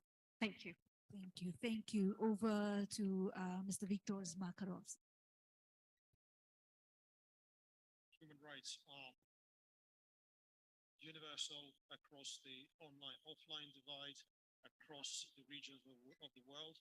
We will all together have much interesting and implementing human rights in digital area if we work together as one global community, and north, south, and north, and if we do it in a truly multi-stakeholder way. Thank you very much, Ethiopia, for hosting IGF. Thank you. Thank you for your great words. May I now turn to Your Excellency, please? Thank you very much. Once again, I would like to thank the organizers and thank Ethiopia for organizing such a platform with experts, panelists who have been saying wonderful things. I think government, together with multi-stakeholders, should continue to create an enabling environment for digital rights to thrive. It is important to put legislative framework for these digital rights. Access to internet used by all is very important. Robust ICT and media policies, that's also very, very important. And also a relevant cyber crime prevention legislation to make sure that we protect all. That's what I think got from this. Thank you. Thank you. Thank you, Your Excellency. Mr. Vinton, sir, now. So just 2 points. First of all, please keep in mind that we are now operating at a scale never before accomplished. 5 billion people using the net, another 3 billion to go. I can tell you that operating at that scale is a huge challenge to achieve the objectives that we've been talking about. Second, let's keep in mind that personal, institutional, and national responsibility and accountability are vital to preserving human rights online. Thank you so much for your great thought. Moving to Your Excellency, Ms. Caroline. 4 points from my side. First of all, whenever we are talking and finding solutions regarding the challenges ahead of us, human rights have to be the guiding stars. Secondly, it is crucial to quickly come to a common understanding of how we can translate international law to new technologies. I think, thirdly, that there is a big chance in the Internet Governance Forum, and especially in the high-level panel, which I have the honor to be under your chairmanship, David. We should do it now. It's the time now. And fourth, but not lastly, this is all about nothing less than what kind of world we want to live in. So let's strengthen our forces and use our international power to do it. Wow, that's a great call, Your Excellency. Turning to Mr. Mandip Singh. The internet is the closest thing we have today to a global consciousness. Despite all the warts, all the problems, I think we have to continue to believe in that and uphold that. And whenever things get murky or fuzzy, I think the human rights standards are a great lodestar to guide our way forward. And just to echo what Thomas said a little while back, all the problems, we have to see them in context and avoid moralizing or proselytizing about those, and work with mutual respect and mutual accommodation to take digital cooperation forward. Couldn't have said it better, sir. May I turn to Monsignor? La digital right no solo debe ser concebida como promovida desde la... Digital rights are usually not promoted from the point of view of digital divide. It's just, we should think of respecting the integrity of each human being. In the digital era, everybody is involved, so it's important to take into account that digital rights should be inclusive, should be human rights in the digital era, digital age. If you drill it down to 30 seconds, how similar statements become. Mine is actually also similar, that whether it's an analog or a digital world, in the end, if you want to live together peacefully with solidarity, with a fair competition and not an unfair competition, we need to sit down, all of us, discuss and agree on shared values, discuss rules, how we treat each other to implement these values. And I'm very happy that the IGF for the digital world is one of the most important fora where voices can be heard that are not hearable normally elsewhere. And we're very happy that this IGF is able to feed into the Global Digital Compact, which is an important document of the UN that hopefully reflects what you've heard here in Addis. Thank you. And we couldn't have ended on a better note than this.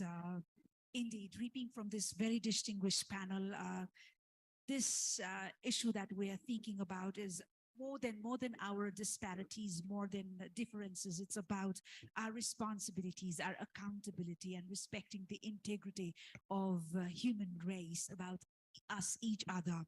And as the panel, admit or are commonly concede, agreeing that human rights should be our lens to look at them for the present purpose. And it is the right time for interventions, because we have come a long way now, and I've learned a lot of lessons from the various natural and other disasters that have come by, and we can so much foresee the future that's before us. So it's time to come together and make the right intervention, and we believe our future will be largely characterized by the kind of digital democracy or the democratic values that we contribute to this, and how we seem and weave this to set the foundations is for the present generation to decide. And let us all make our bit of contributions towards a significant, make our significant and positive contribution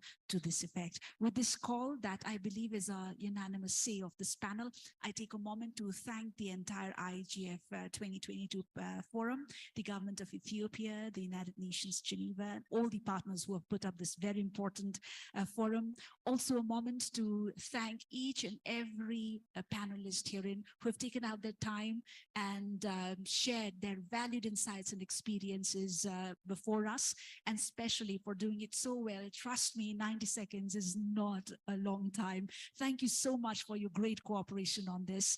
And to the members in the audience as well, thank you so much for your valued time. And with this, I rest my microphone and call off this session here.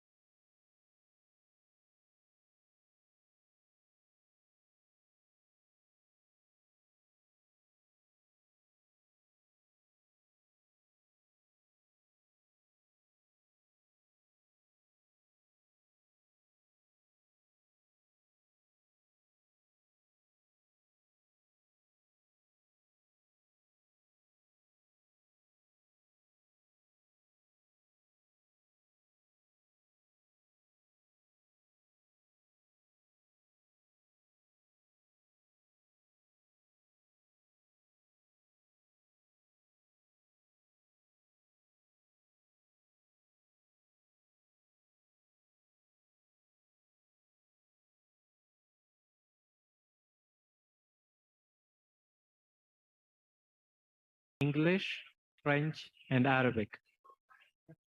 So we're for English.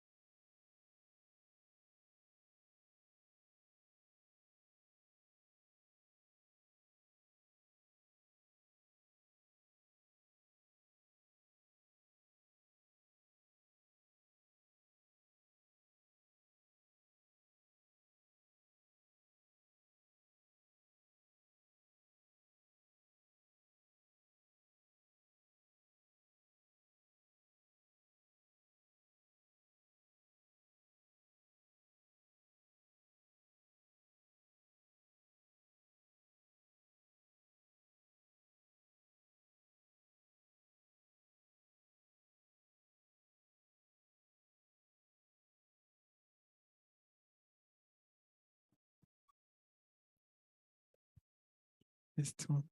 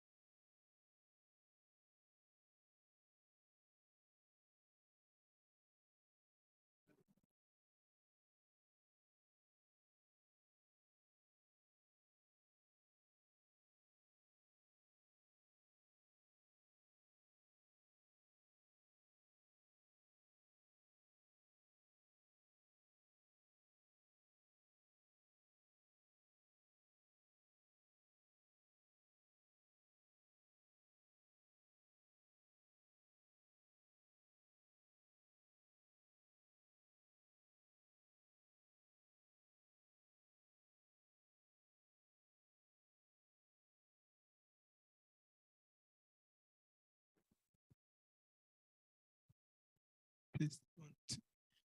Next, next. Oh, Mike, can you hear us? Mike, can you hear us?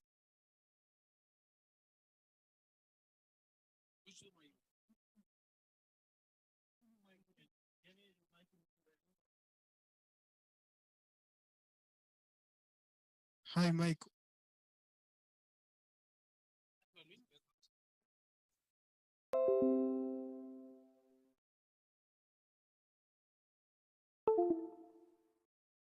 Hi, sorry, could you go ahead again? This is Michael from Congress. Is it the sound okay? Could you just continue to speak for a little bit? Sorry? Could you just continue to speak for a little bit so I can listen to the sound?